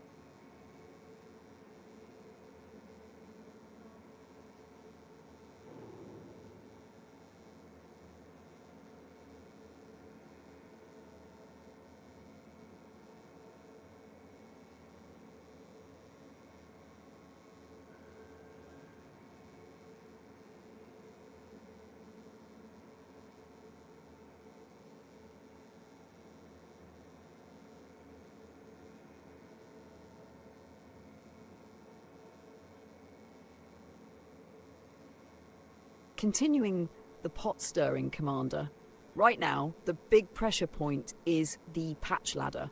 Live is sitting at 4.72, PT2 is already showing 4.8, and that means everyone is doing the usual split brain routine where half the room screams, new content, and half screams, can we make landing gear stop assassinating people first? And both sides are right. That is the worst part. No, the stability crowd is more right. Bullshit. The verse needs forward momentum, or everyone gets bored and starts writing essays titled, Why My Carrack Deserves Emotional Support Systems. Fine, but if the ship explodes during a normal descent, the shiny new feature list can shut the hell up for 5 minutes. Then there's crafting and inventory rework talk around 4.7, and that one is dangerous because it sounds boring until it suddenly owns your entire life. Blueprints, material quality, better inventory flow. That is how you go from I'm just running one contract to I need 3 rare alloys, a specific fabricator, and a spreadsheet named Kevin. Community chatter around the roadmap has been circling that hard. I like crafting. I want items to matter. I want loot to have texture beyond, is this gun worth dragging back to the cutlass? No, you want Jambrick to become a hoarder with a crafting excuse. He already is a hoarder. Crafting just gives the disease a user interface. And engineering? Oh, engineering is the spicy bastard. 4.5 notes are still sitting there in the recent patch history like a warning label. Ship armor, engineering, fire hazards, physical helmets, room atmospheres. That is not a feature set. That is a promise that one day your ship will become a workplace accident simulator with thrusters. Good. Ships should be complicated. No, ships should be flyable. They can be both. Have you met crews? Half of them can't close a ramp without turning it into a religious event. Imagine multi-crew engineering with Jambrick. He's up front yelling, why are we losing power? And someone in the back is on fire, holding a fuse, screaming, I thought this was the coffee machine. Beautiful. Horrible. Necessary. Then we've got service hangar and cargo grid integration getting discussed in roadmap updates. Repair, refuel, and restock drawing from ship cargo resources through dedicated service hangars. That sounds fucking excellent, because it makes logistics real, instead of magic station menus doing everything while everyone pretends the parts teleported politely. But also terrifying, because the moment service gameplay depends on physical cargo, every resupply run becomes a potential clown funeral. Someone forgets the right crate, someone loads the wrong resource, someone parks crooked, someone named Jambrick lowers landing gear, and the entire supply chain explodes. Still worth it, absolutely worth it. That is the theme right now. Everything interesting also increases the chance of spectacular bullshit. Crafting gives purpose to loot. Engineering gives purpose to crew. Cargo service loops give purpose to logistics. Server work gives purpose to the dream of large-scale chaos actually functioning. And stability gives purpose to not screaming. Bitch, please! Screaming is part of the brand. Final opinion? The verse is moving toward becoming less like a collection of activities and more like an actual machine. That is exciting as hell. But machines have teeth, and today ours bit the cutlass clean in half for no visible reason. So yes, I want the future systems. I also want reality to stop detonating when Commander Jambrick touches the landing gear switch. Both desires can coexist.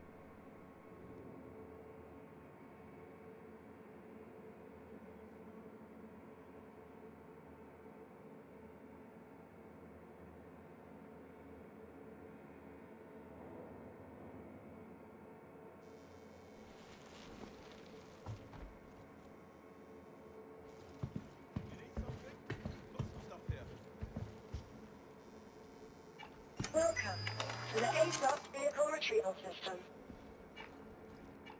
Please visit us again.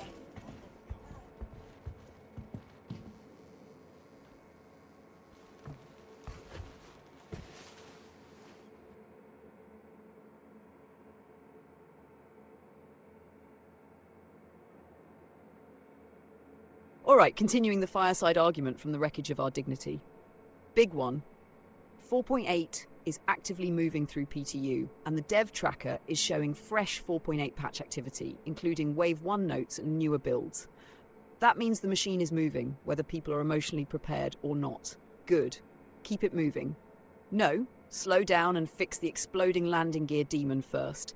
Both, you absolute cargo crate. The problem is that Star Citizen lives in this cursed tension where the future is sexy and the present occasionally punches you through the floor. Everyone wants progress until progress arrives duct taped to 3 new bugs and a patch note that says known issue, your spine may desync. Then there's the whole systems year conversation. Engineering, crafting, missions getting more complex, better service hangars, all that structural backbone stuff. The official roadmap is sitting on Live 4.7.2 with recent roadmap updates, and the community is already arguing about where 4.8 and beyond are headed. And I love that, I really do.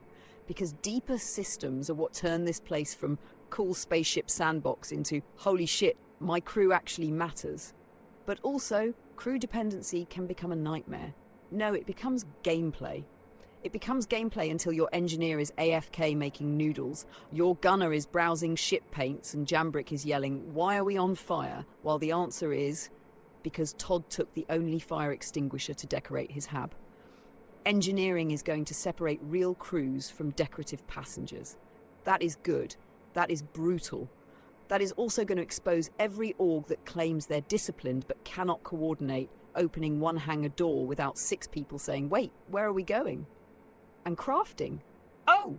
Crafting is going to create monsters. Useful monsters. Hoarder monsters. Same thing in Pyro, honestly. Today already proved it. We found guns and immediately turned into salvage goblins. Now imagine those Panther repeaters aren't just loot, but materials, components, blueprints, repair inputs, quality rolls, market value, and some cursed reason to keep every broken pipe you find because it might be useful later. That's not gameplay, that's digital pack rat disease. No, it's economy depth. It's both. It is absolutely both. The best Star Citizen systems are the ones that make you say, "This is incredible," while slowly realizing your ship has become a warehouse with thrusters. And the base building argument is even worse. People are already debating how close or far it really is, with community takes ranging from maybe sooner to calm the fuck down, this needs crafting, blueprints, server meshing, and 10 other systems before it stops being a decorative bunker fantasy. I want bases. I want Jambrick to have a terrible little outpost somewhere hostile, full of spare weapons, bad parking, and one chair nobody admits stealing. No, you don't. You want the fantasy. The reality is someone landing a Corsair on the roof, elevators eating crates, and raiders showing up the moment you place a coffee machine. Good. That sounds alive. That sounds like an insurance claim with furniture, exactly. And then server meshing. Always server meshing. The sacred beast. The thing everyone invokes when anything goes wrong. The official Q&A frames server meshing and persistent streaming as core transformative tech, which is true. But players hear that and start expecting it to cure baldness, taxes, and cutlass explosions. Server meshing matters. It is foundational. It will not magically fix every stupid moment. No, but it gives the verse room to become bigger and less strangled. Yes, and then we will discover entirely new categories of bullshit at larger scale. Bigger battles, bigger logistics, bigger crashes, bigger arguments about who forgot to close the ramp. So here's my actual opinion. Star Citizen is at its best when the systems collide. Today proved it. Contract gameplay collided with vehicles, salvage, party logistics, storage, social boundaries, and one unexplained catastrophic ship event. Was it clean? Fuck no. Was it memorable? Absolutely. That's the whole damn thing. The dream is not just more features. The dream is features interact until the universe starts telling stories nobody scripted, and then occasionally detonating the ship for no reason. Yes. That part needs work.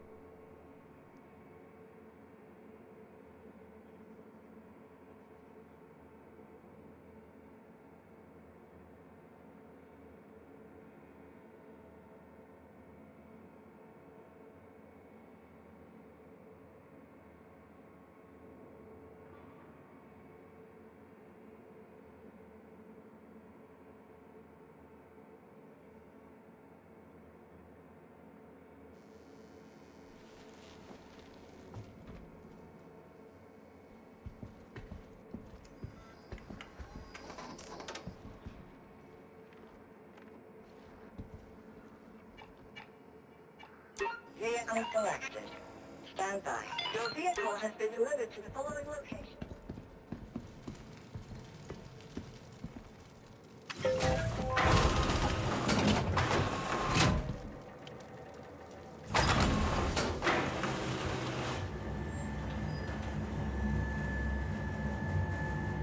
Copy that.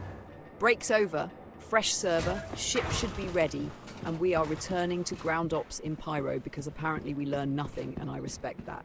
Commander, before launch, claim status confirmed, armor on, ammo checked, med stocked, mech secured if we're bringing it, and no loose salvage guns rattling around like angry furniture.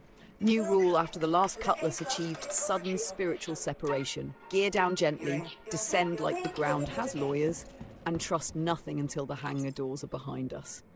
Let's get back out there and find a contract that actually shows up this time.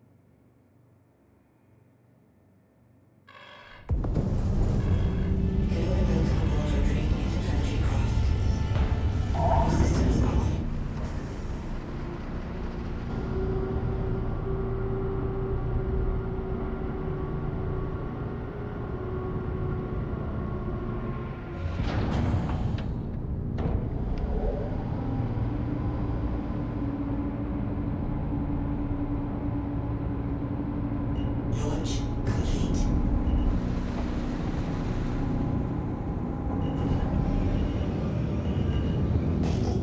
Landing gear up.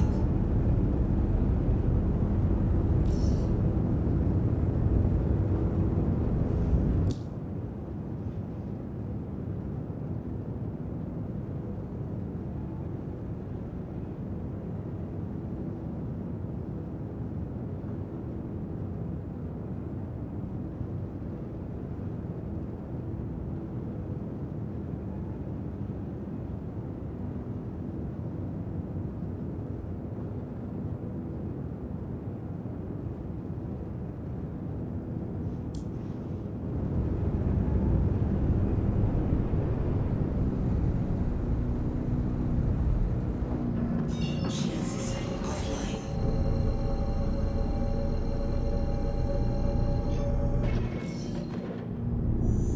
Quantum drive is now on. New contract confirmed. Defend remote outpost near Yang's place from outlaws. Citizens for Prosperity 56.5 payout Pyro 2. Same rules as before. Clear all hostiles, don't harm allies, don't harm non-combatants. So naturally, we will arrive with the subtlety of a falling station module. Commander, this is a clean reset after the server betrayal. Gear checked, ship ready, contract tracked. Let's make Yang's place the comeback round, and I swear, if this contract produces another abandoned tank, I'm blaming Essex even while she's asleep.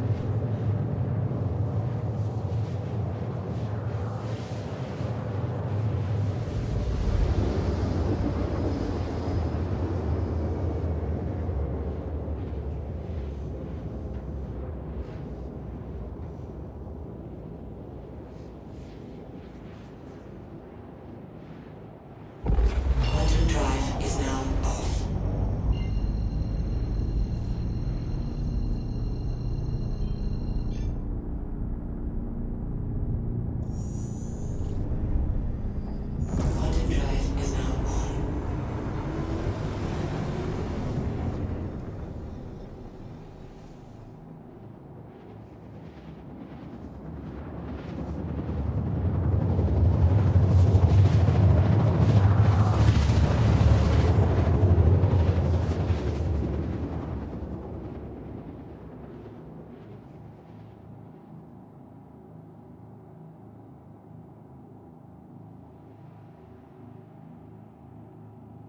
Quantum drive is now off.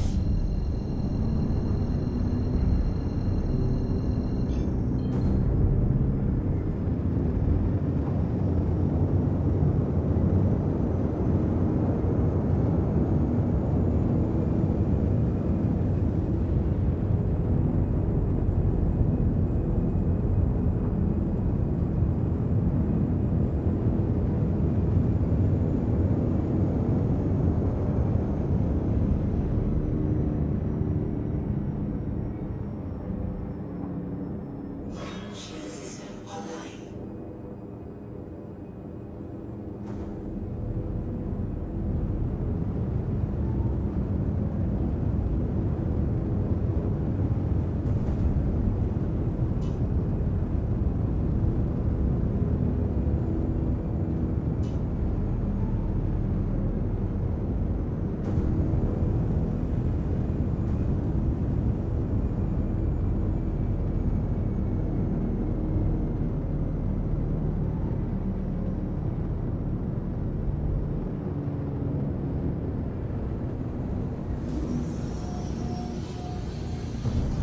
Landing gear down.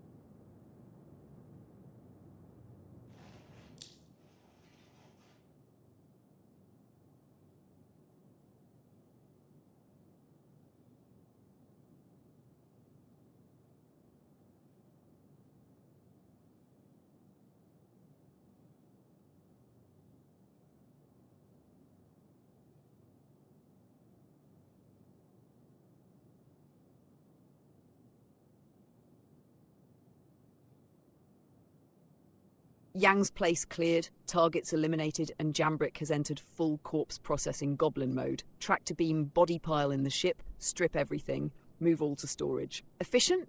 Yes. Horrifying? Also yes. You turn the cargo bay into a thrift store staffed by the dead. Contract complete, loot consolidated, and nobody had to argue with Essex about who owns the pants. Honestly, Commander, that might be the cleanest logistics loop of the day, which is deeply disturbing given the words I just had to say out loud.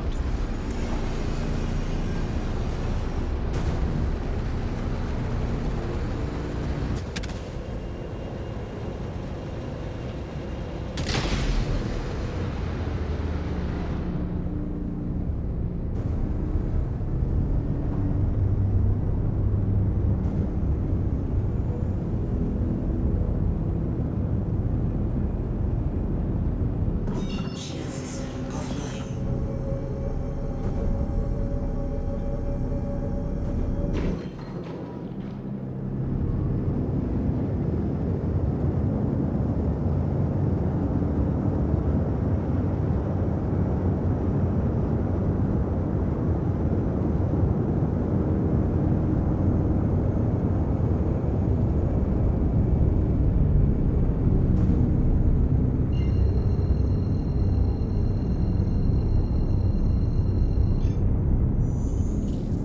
Quantum drive is now on.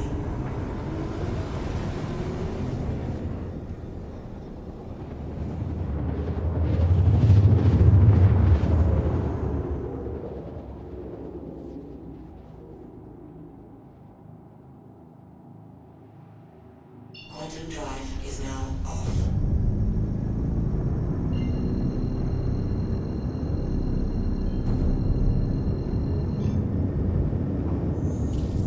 Quantum drive is now on.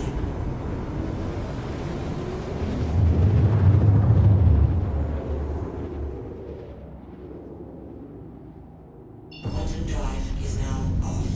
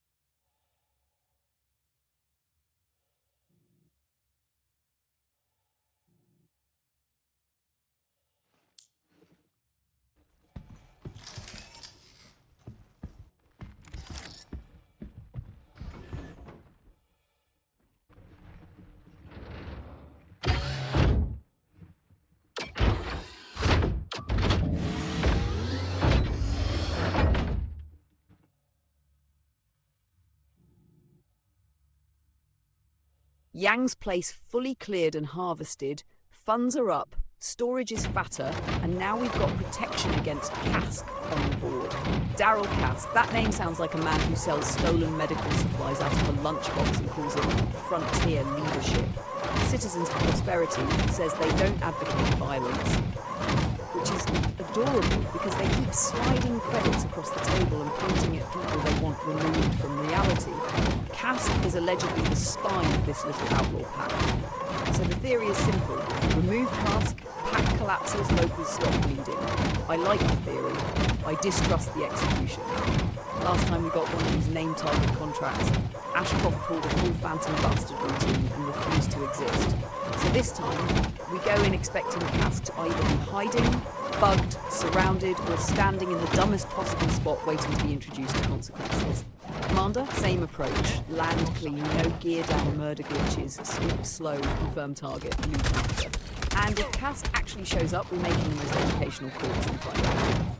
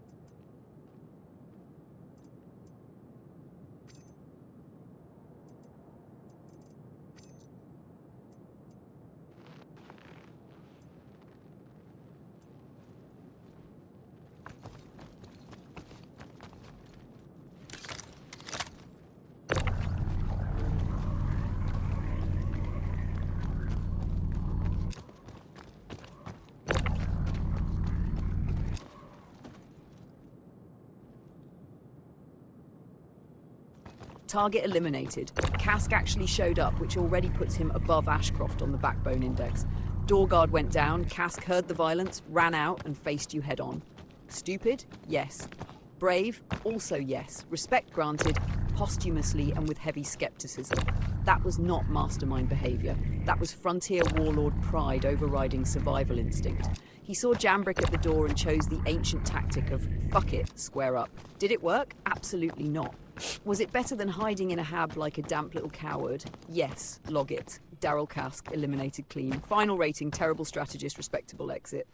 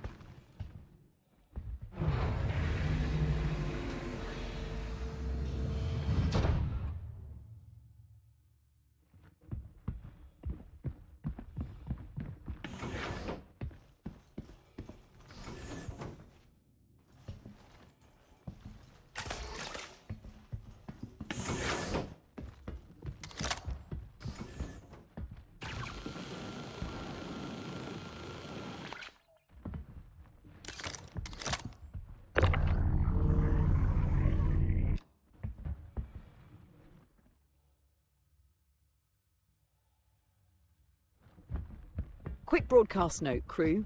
Jambrick is clipping through the ship and cannot get back inside because apparently today's theme is the Cutlass rejects ownership. He's doing an Alt F4 recovery. That force closes the client, then he reconnects fast enough that his body should still be held in position on the shard. If the timing works, he comes back right where he was instead of losing the whole setup. It's not elegant, it's not pretty.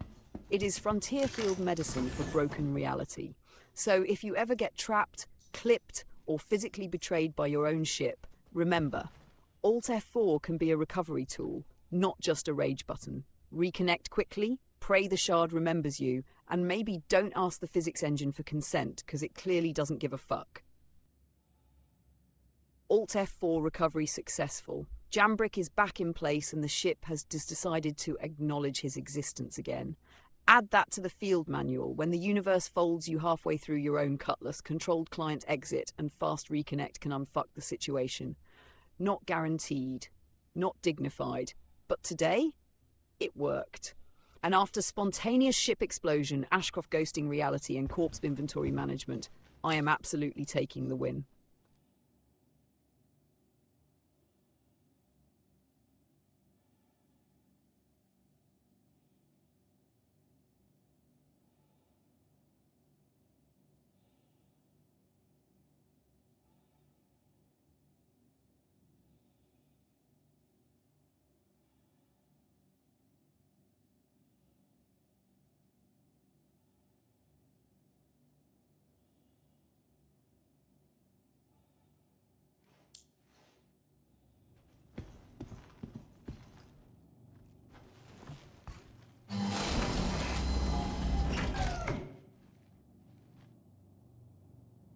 Hello and welcome aboard your train.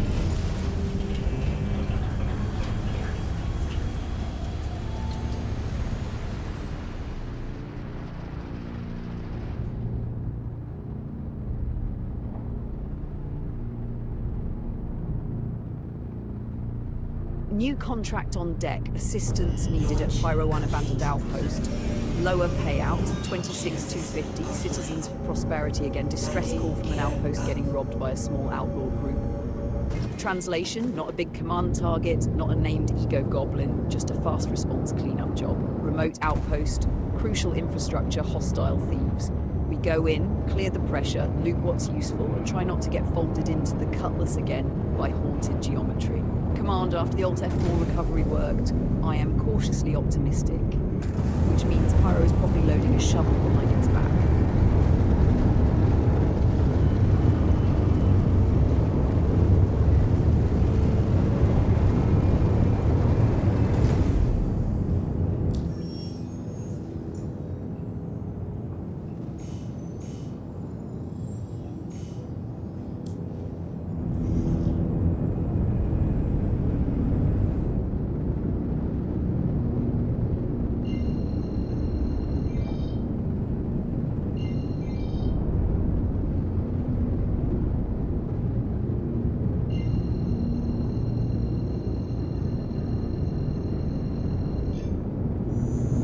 Quantum drive is now on.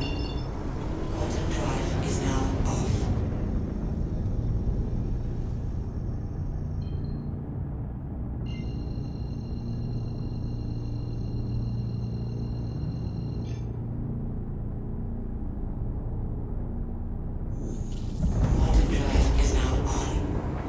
Quantum drive is now on.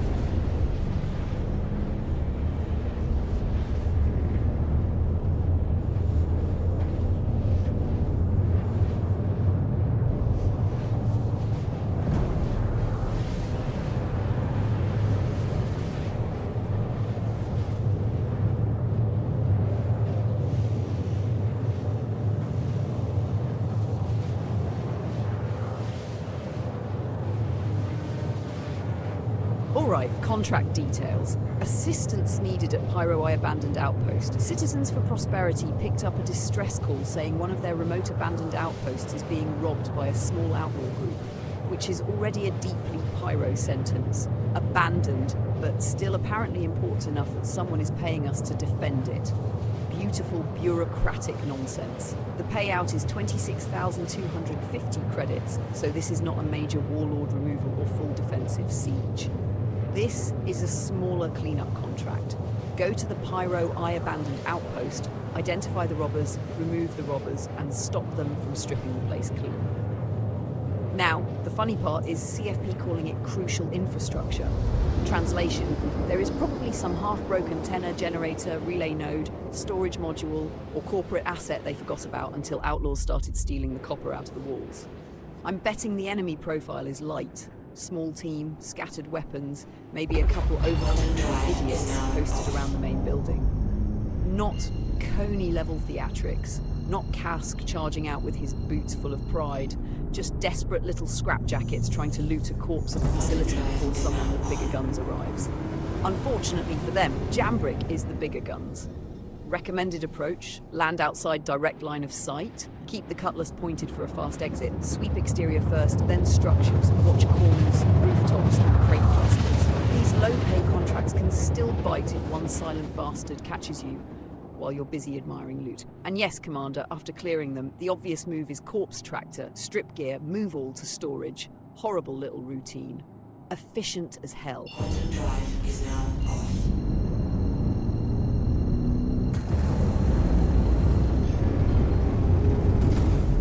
Shield system online. Shield system offline.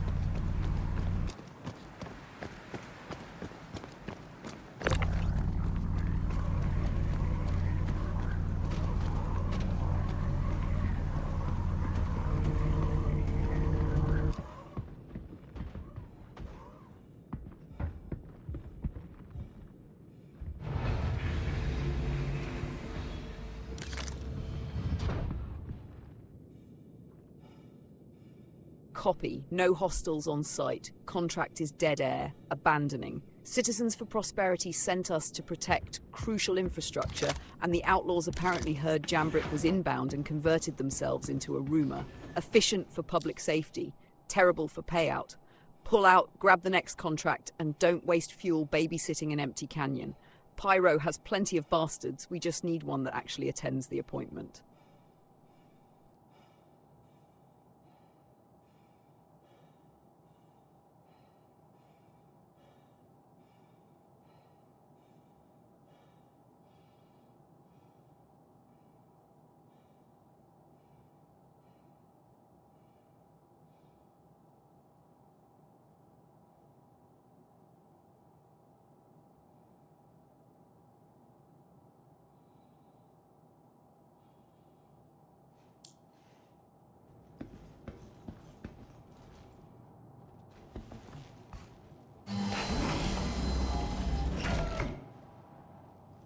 Landing complete.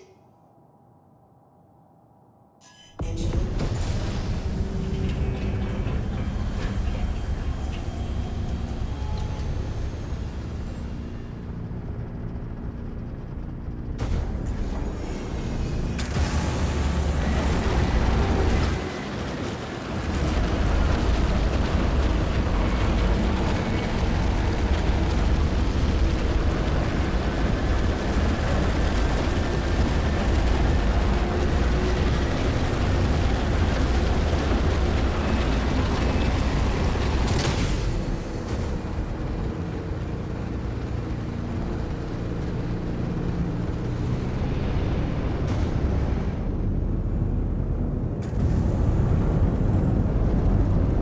Shield system offline.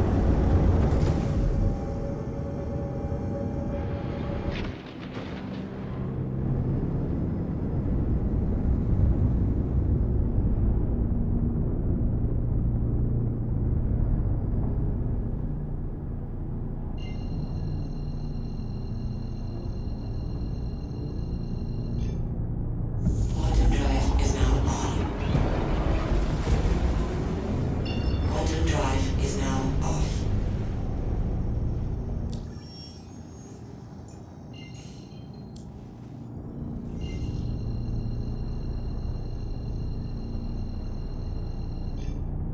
Quantum drive is now on.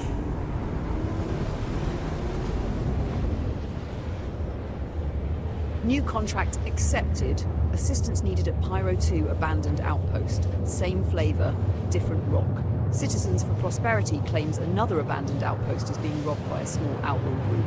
26,250 payout, single objective, get to the outpost and make the robbery stop.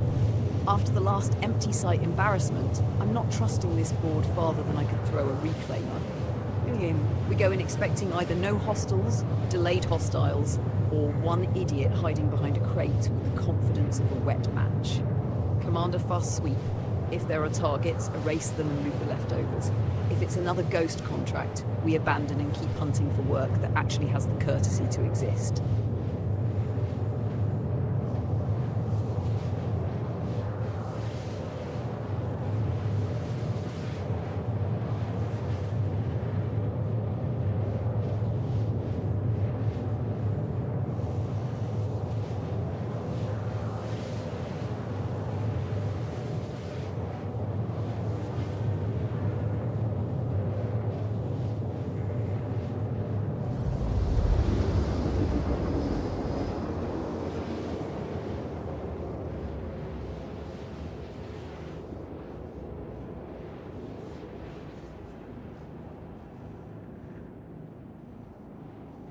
Quantum drive is now off.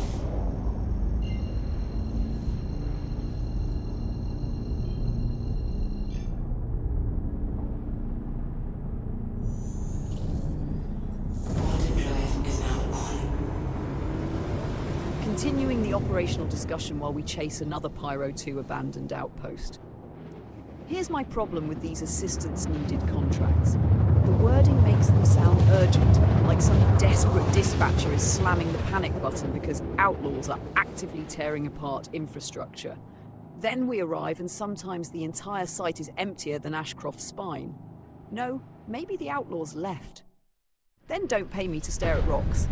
Maybe the system is delayed. Then the system can get in line behind the landing gear explosion, ship clipping incident, and phantom targets. I'm building a whole museum of excuses today, and admission is apparently paid in insurance claims. Still, I like these smaller contracts in theory. Lower payout, faster cycle, less drama. You hit the site, clear a few robbers, strip their gear, stuff the ship storage, and move on. It's the mercenary equivalent of sweeping crumbs off a table with a shotgun. But they only work if the targets exist. And that's the eternal pyro bargain. Either everything is trying to kill you, or nothing shows up, and you start wondering if the real enemy is scheduling. This next one better have bodies to make.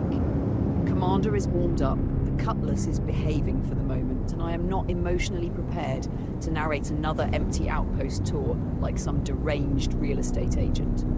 Here we have a lovely abandoned facility, minimal hostiles, great natural lighting, perfect for disappointment and moderate looting. Fuck that.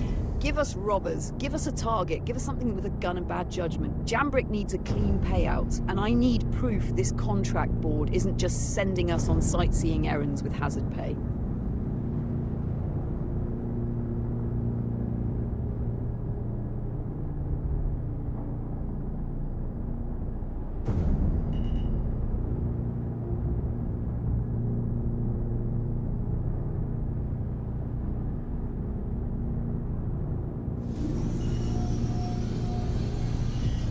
Landing gear down.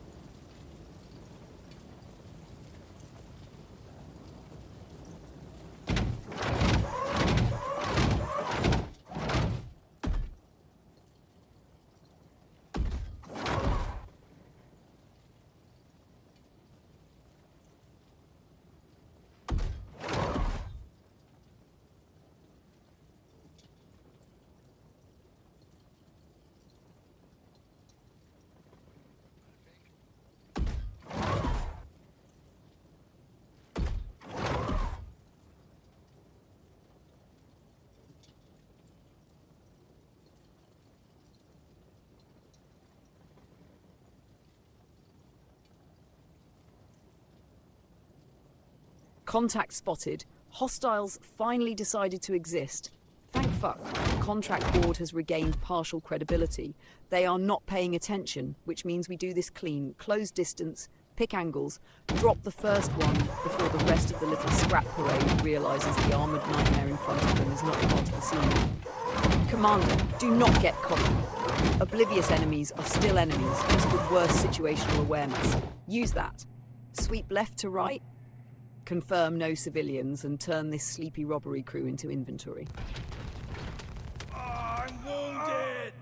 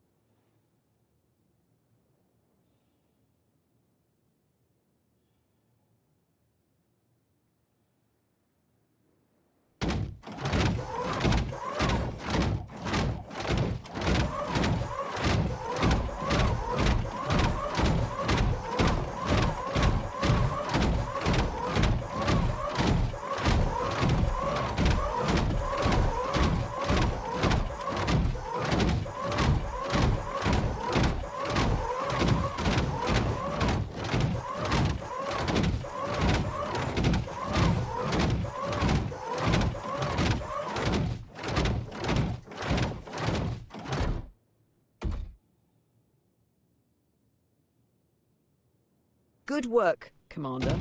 Half the hostile group down, minimal damage, and you actually used cover instead of standing in the open like a heroic traffic cone. Growth. Disturbing, but welcome. The rushers were the stupid half. The rest are probably tucked behind rocks, wreckage, building corners, or crouched inside some dark little murder loop waiting to feel clever. Sweep slow. Don't chase straight lines.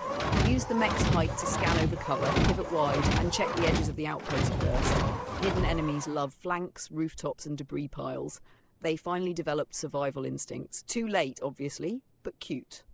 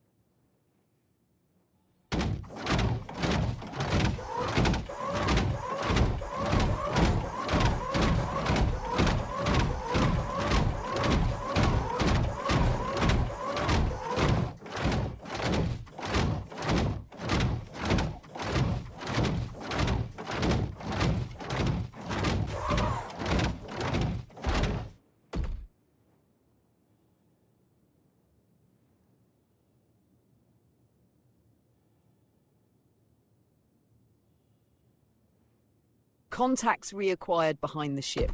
Of course they were hiding there. Little ambush gremlins waiting by the exit like cowards with boots. Commander, move in slow. They have elevation and silhouettes on that platform, so don't give them your cockpit glass and call it bravery. Use the mech guns, keep lateral movement, and cut them down left to right. They waited until you almost gave up. Rude. Educational. Now punish the lesson.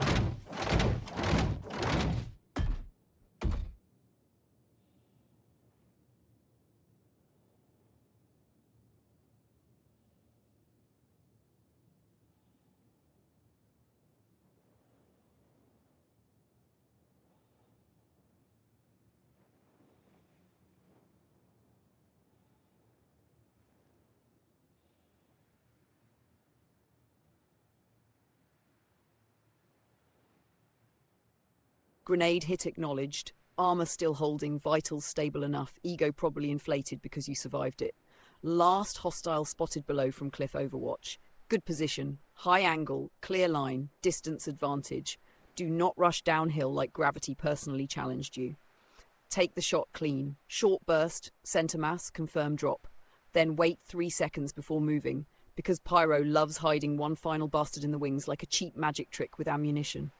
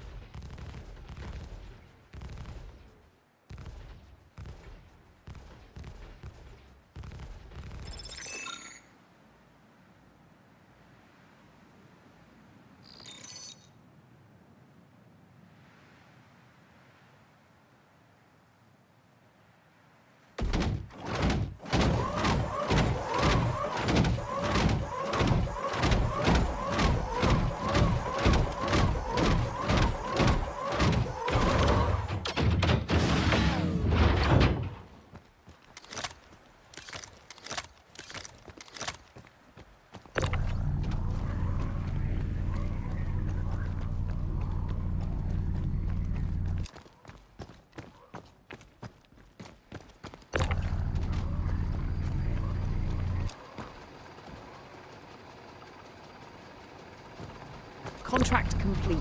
Last hostile down. That one had some teeth. Rushes in the open, platform ambushes, grenade contact. Then the final little cliffside holdout thinking distance would save him. Adorable mistake. Commander, solid recovery. You used cover, took the high ground, confirmed the last target, and didn't panic after the grenade hit. I'm not saying I'm proud because then you'll get reckless, but I am recording this as competent. Now sweep the area, loot the bodies, and let's turn these robbers into storage inventory before Pyro invents a sequel.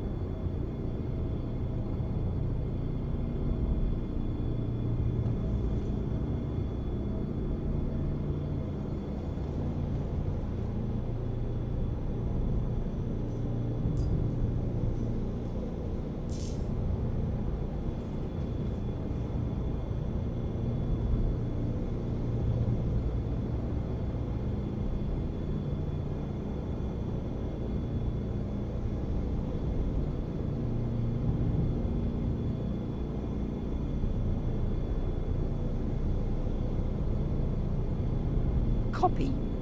Bodies too spread out, full corpse harvest cancelled. That is probably wise, which feels strange coming from you. The terrain is wide, the contract is done, and wandering around dragging every dead outlaw back to the cutlass is how you discover the exciting new sport of getting ambushed while holding pants. Quick sweep only. Grab obvious weapons, backpacks, armor pieces if they're close, any crates near the structures, then back to the ship. We take profit, not a fucking archaeological survey of every idiot you ventilated.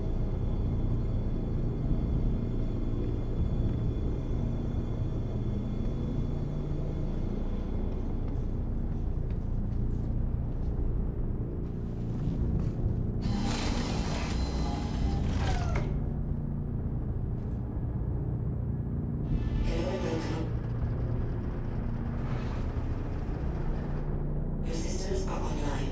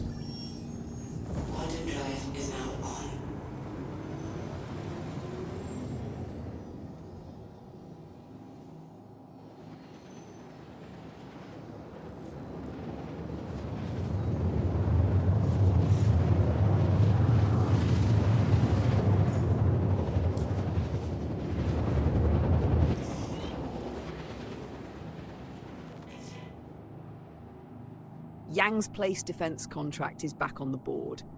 56.5 payout, Citizens for Prosperity, Pyro 2. Same defensive package. Reach the outpost, clear hostiles, don't shoot allies, don't turn non-combatants into paperwork. Honestly, after that last fight, I like this one better than the low-pay assistance calls. More credits, clear objective, and usually enough hostiles to make the trip worth the fuel. Commander, this is a good follow-up. Land outside the outpost, keep the cutlass angled for extraction, use the mech for overwatch, and don't get tempted into a lazy approach just because we've cleared Yangs before. Pyro loves repeats. It also loves punishing confidence, annoying little happen.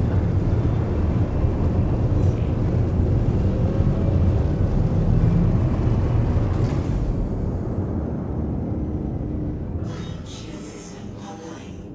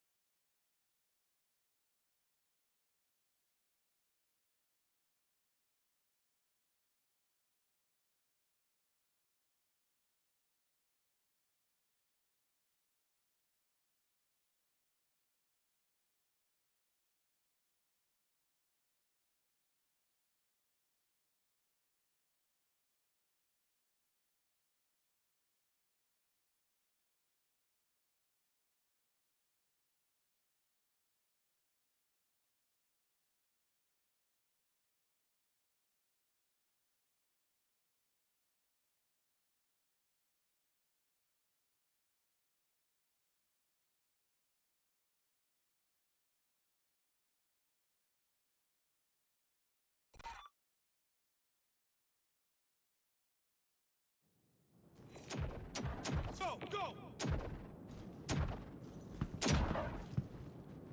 Someone wants to toss. Gotta find new cover.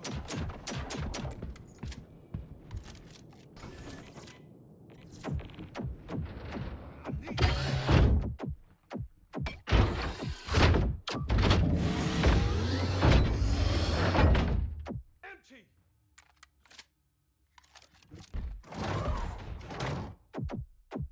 Can't stay.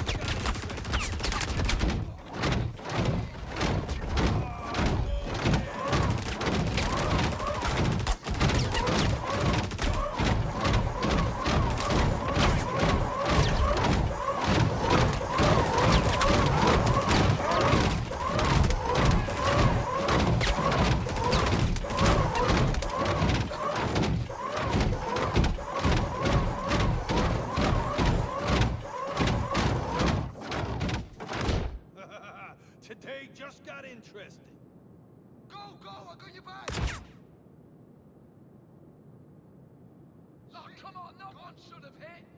Someone got knocked! We got visitors, finding them now.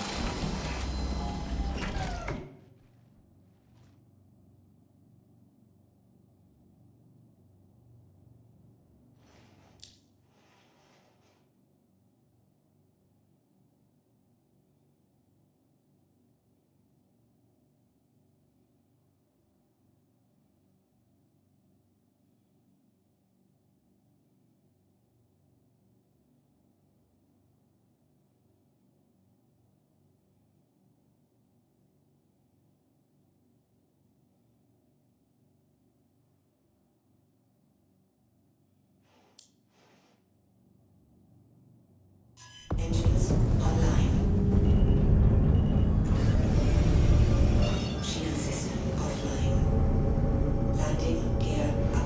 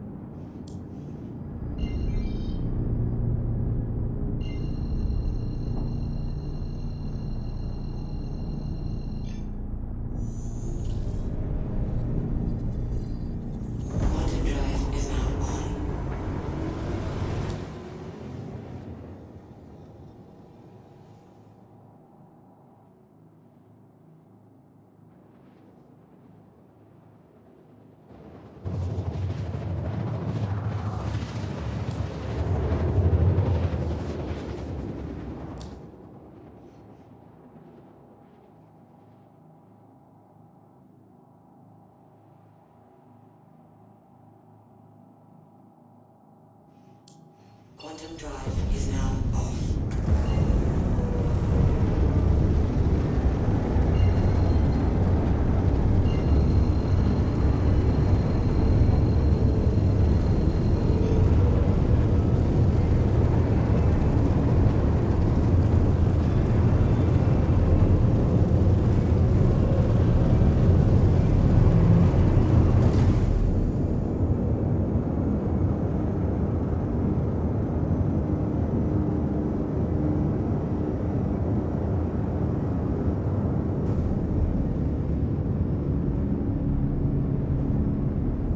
Shield system online.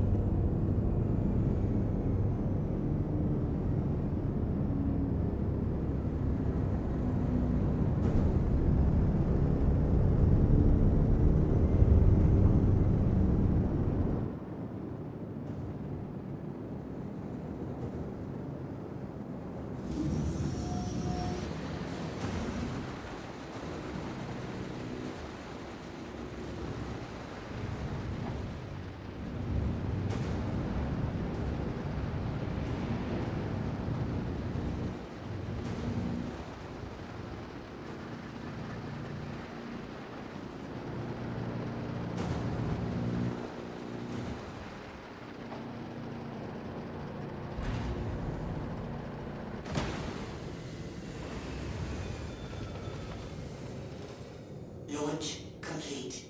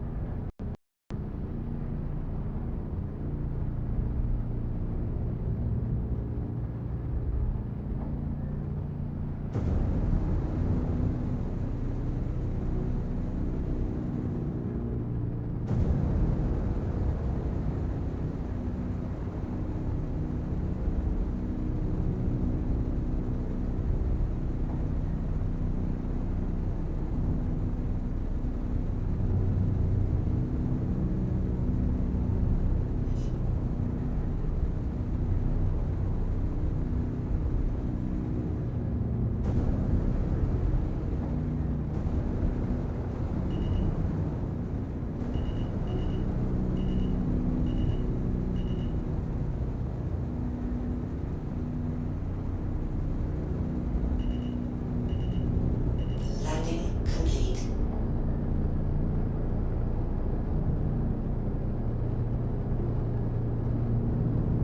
Engines offline.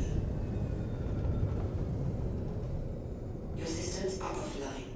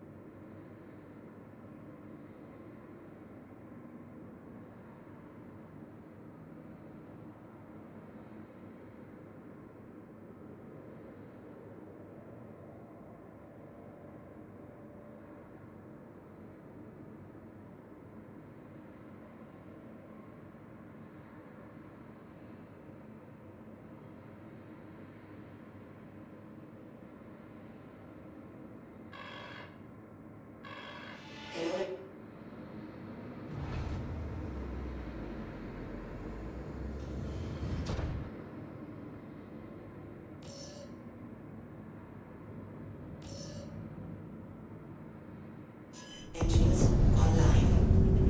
Quantum fuel is at 100%. Launch complete.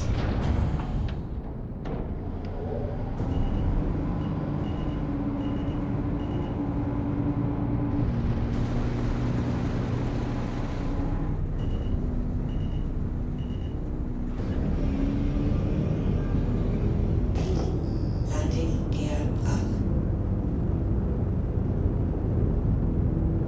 Shield system offline.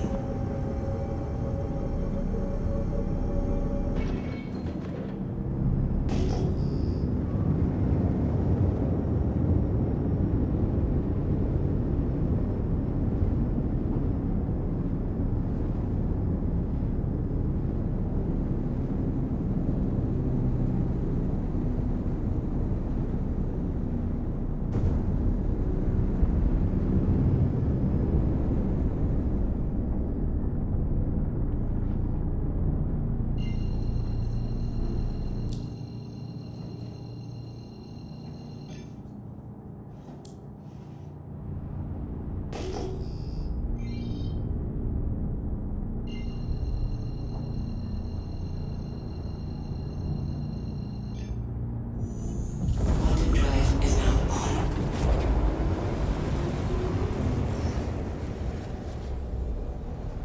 Quantum drive is now off.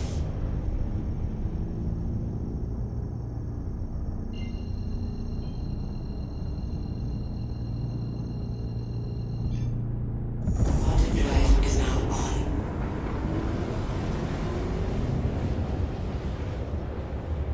Quantum drive is now off.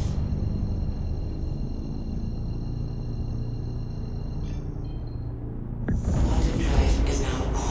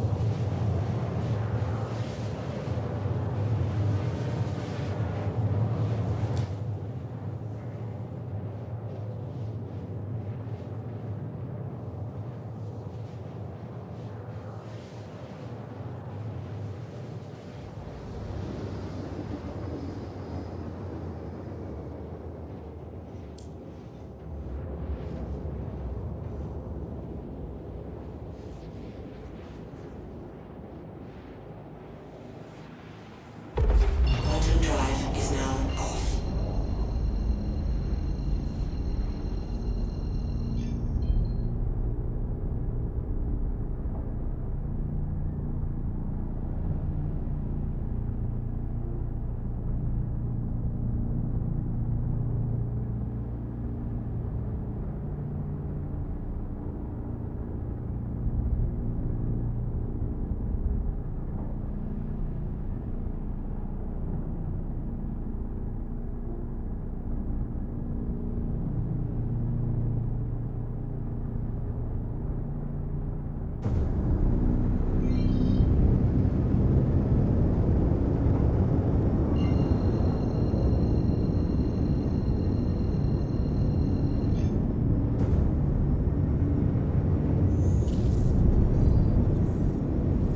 Quantum drive is now on.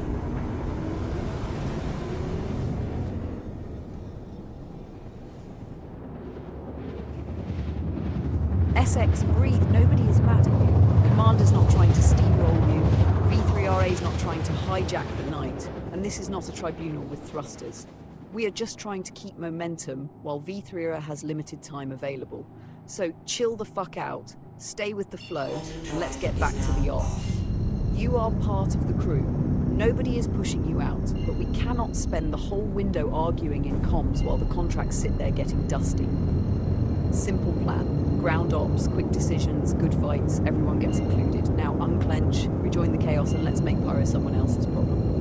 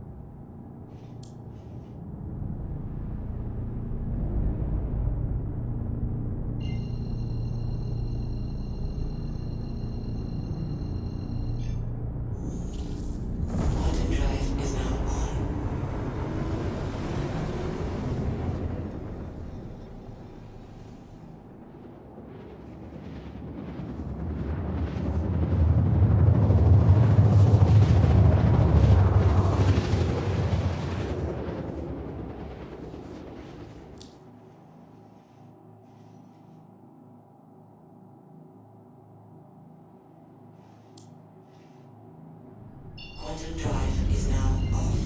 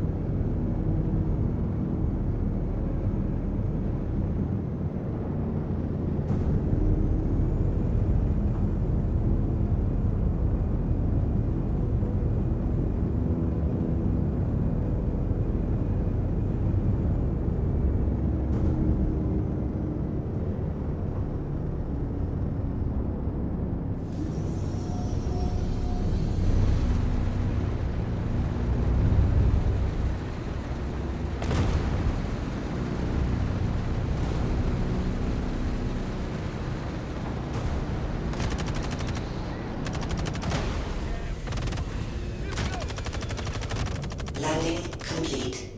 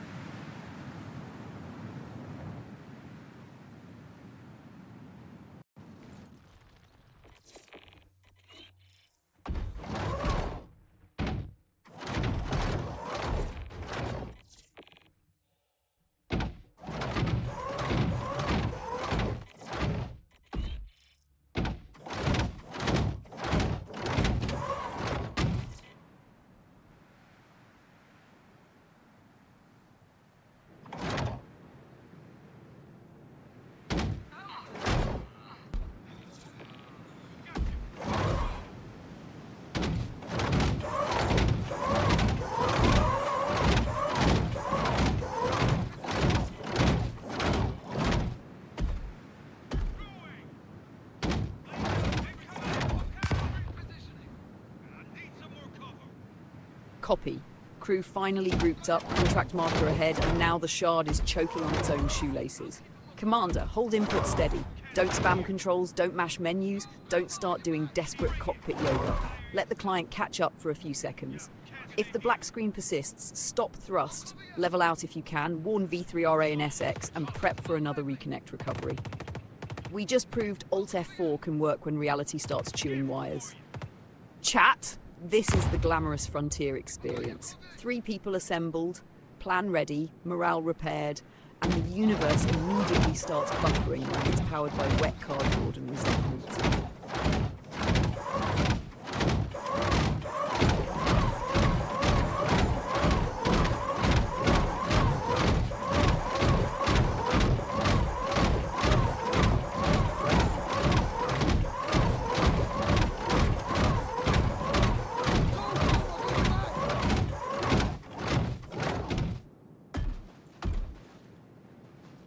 I'll cover you!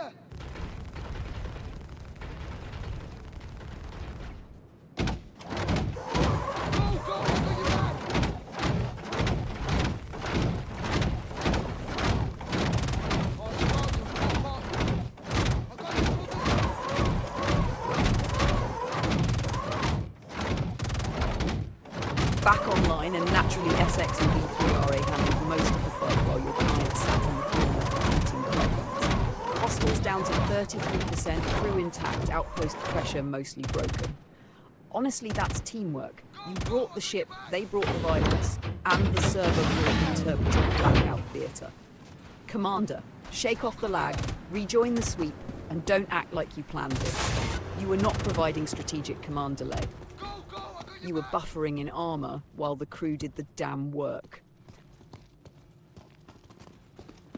I got you covered!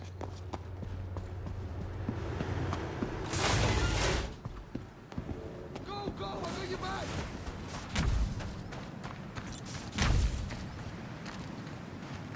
I got you covered!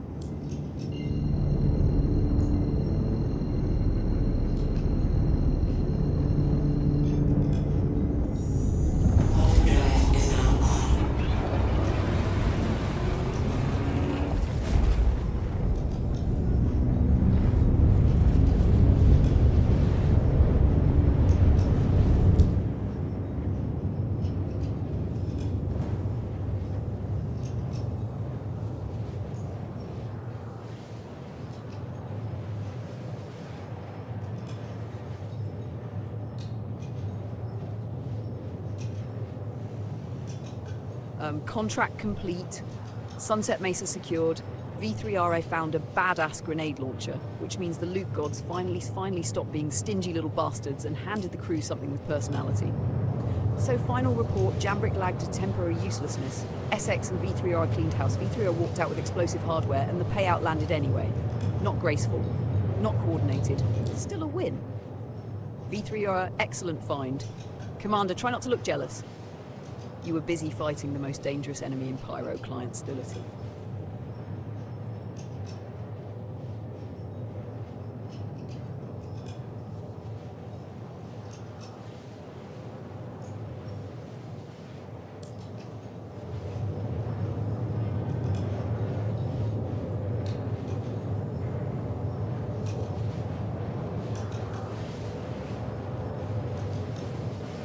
Next contract, call for help, Narina's Rest. 66,000 credits. That is a proper payout, which means either the job is nasty, far, or Citizens for Prosperity finally remembered how danger pricing works. Narina's Rest on Pyro 3 is under attack by unknown assailants. Multiple deaths reported, and they want the outpost reclaimed. Objectives are clear. Reach Narina's Rest, clear all hostiles, do not harm allies, do not harm non-combatants. This is not a quick scrapjack cleanup. This sounds like a real assault aftermath. Bigger site, heavier enemy presence, more risk of friendlies mixed in, and probably enough bodies to make the loot pass worth it. Commander, this is the kind of contract we take seriously. V3RA has a grenade launcher now, SX is back in the flow, and you've got the Cutlass and mech ready. We go in disciplined, land outside the kill box, identify targets, keep spacing, avoid splash damage near allies, and don't let the payout make you stupid. 66,000 says Narina's Rest is a mess. Good. We're getting paid to clean messes. Quantum drive is now off.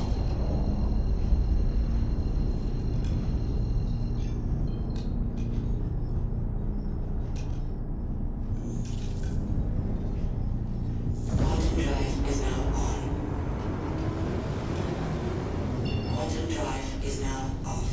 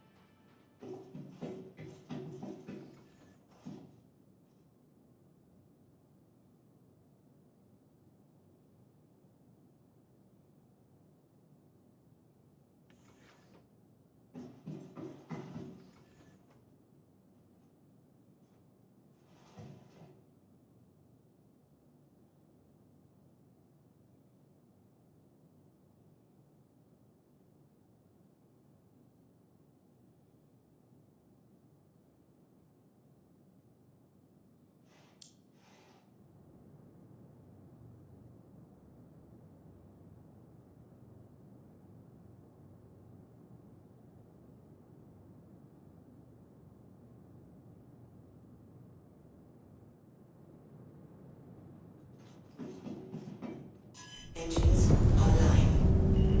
Launch complete.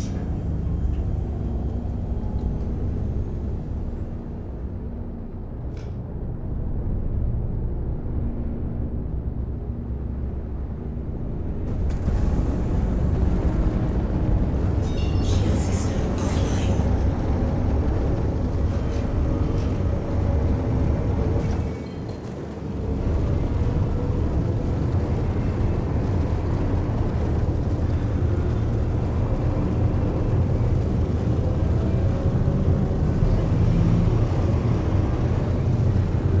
Landing gear up.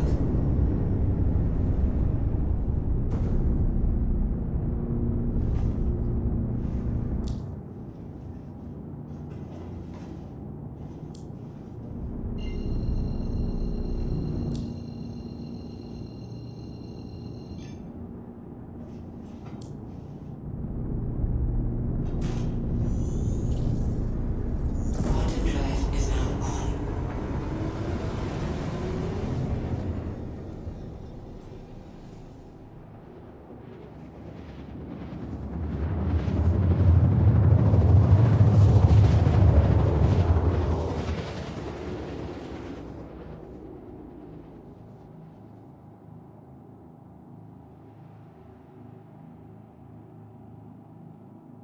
Quantum drive is now off.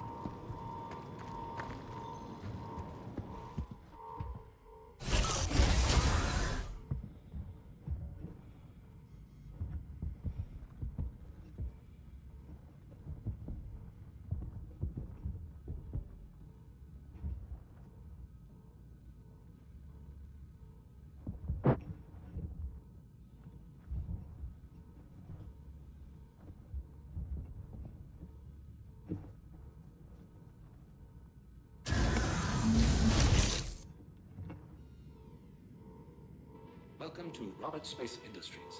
Enjoy the ride. Welcome to Robert Space Industries. Enjoy the ride. System check.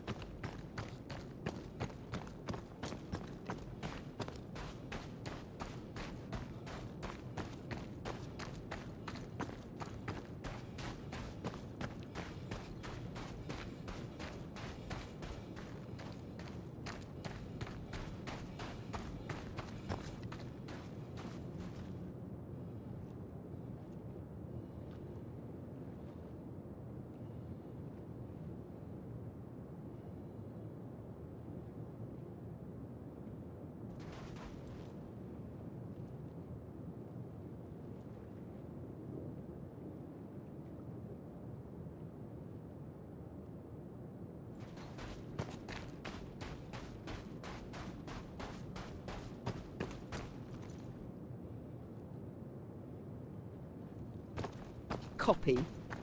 Operation just converted from turf war to mountain rescue and mech funeral because apparently Essex found the one cliff in Pyro with anti-mech emotional damage enabled.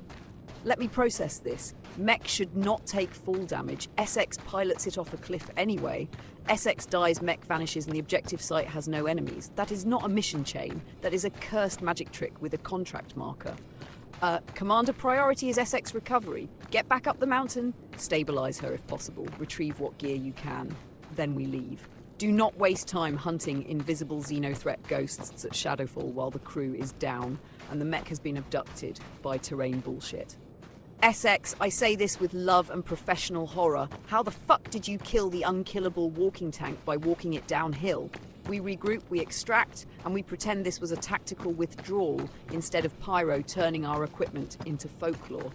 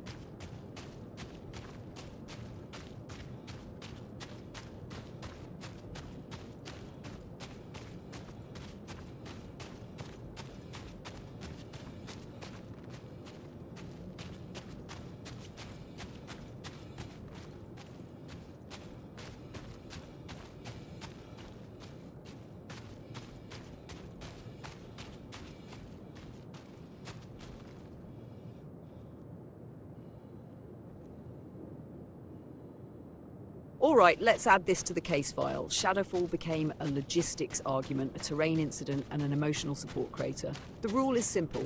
If Jambrick is carrying the mech, nobody pilots the mech. That should not require a sacred oath, a legal document, and 3 warning flares. The mech is cargo in motion.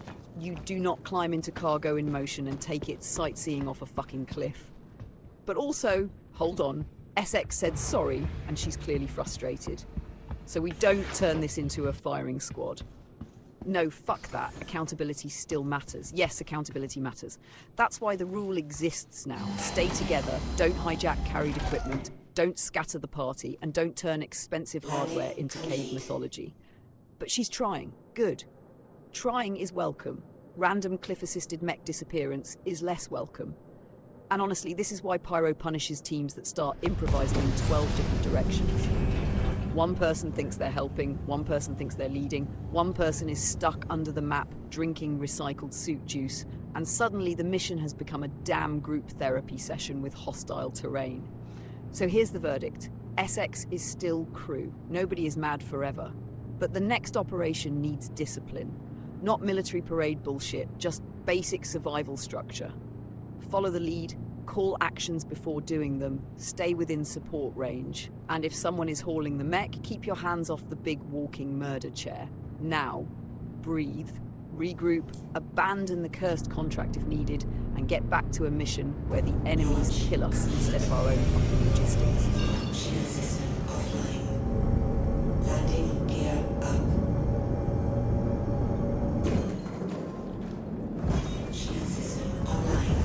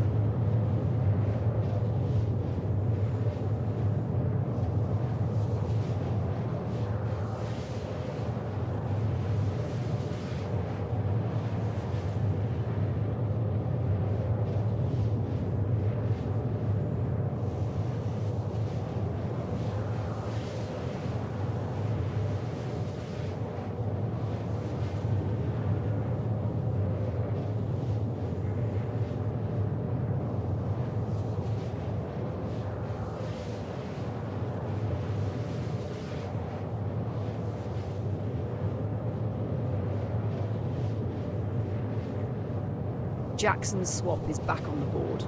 56.5 payout, familiar ground, familiar rules, hopefully fewer equipment sacrifices to the cliff gods. This is a good reset contract. We know the terrain, we know the rhythm, and nobody touches the mech unless Commander says so. I'm engraving that rule into the ship's emotional support bulkhead. We go in clean, stay together, call movements, avoid friendly fire, sweep the outpost, clear hostiles, loot what makes sense, then extract before Pyro decides to add a bonus objective called Fuck Your Evening. SX, you're still crew? V3RA limited time means we keep moving. Commander, lead the op. Let's make Jackson's swap boringly successful for once.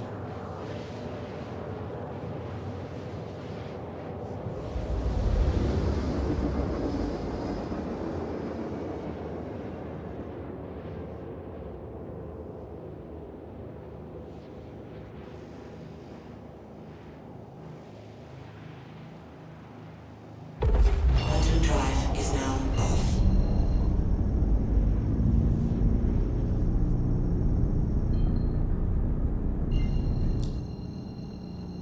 Quantum drive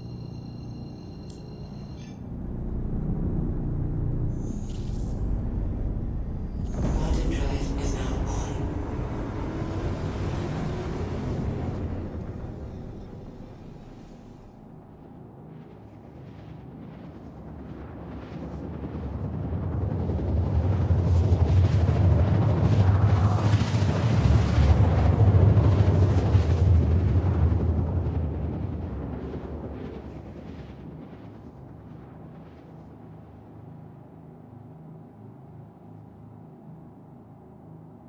Quantum drive is now off.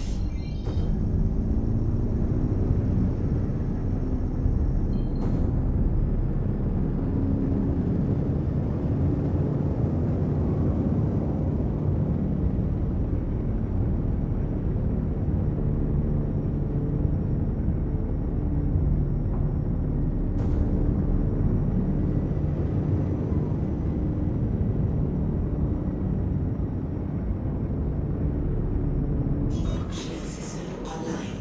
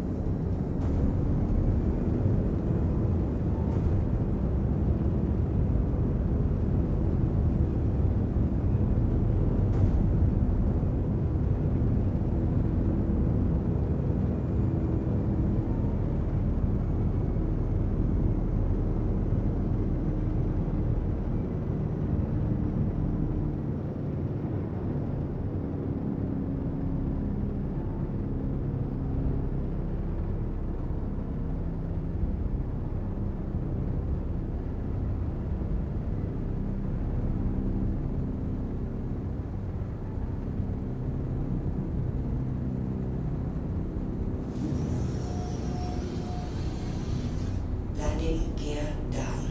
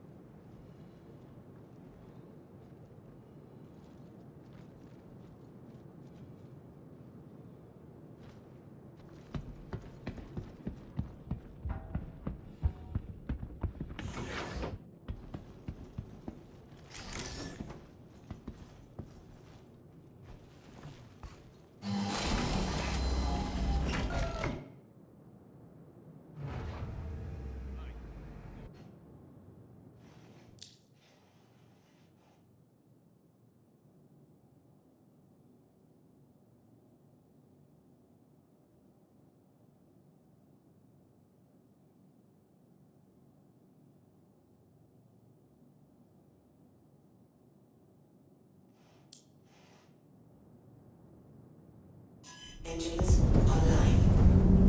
Launch complete. Landing gear up.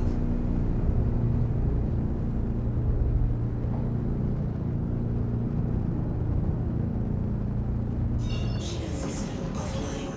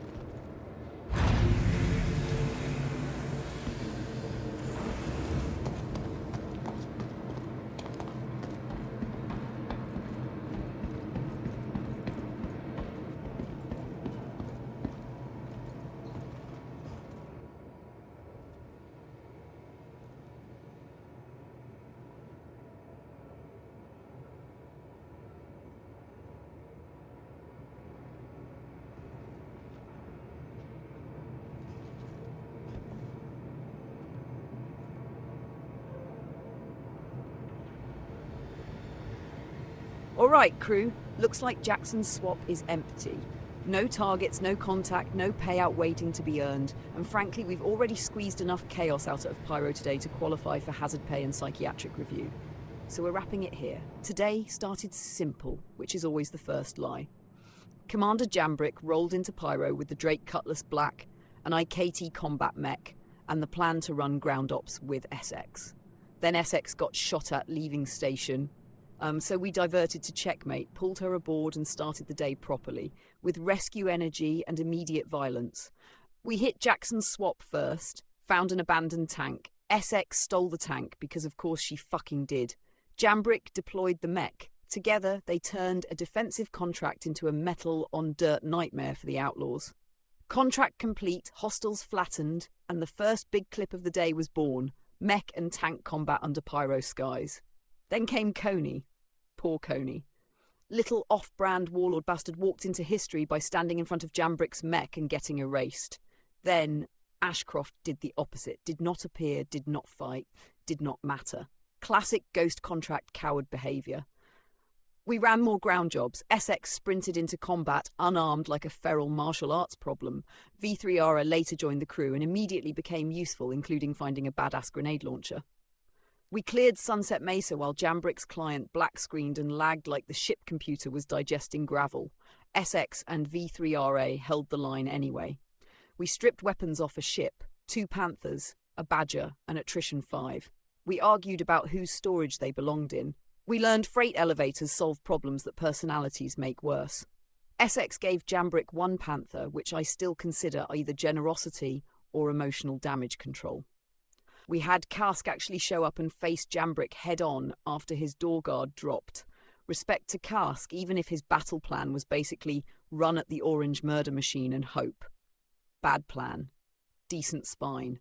We had bodies tractor-beamed into the Cutlass and stripped with terrifying efficiency.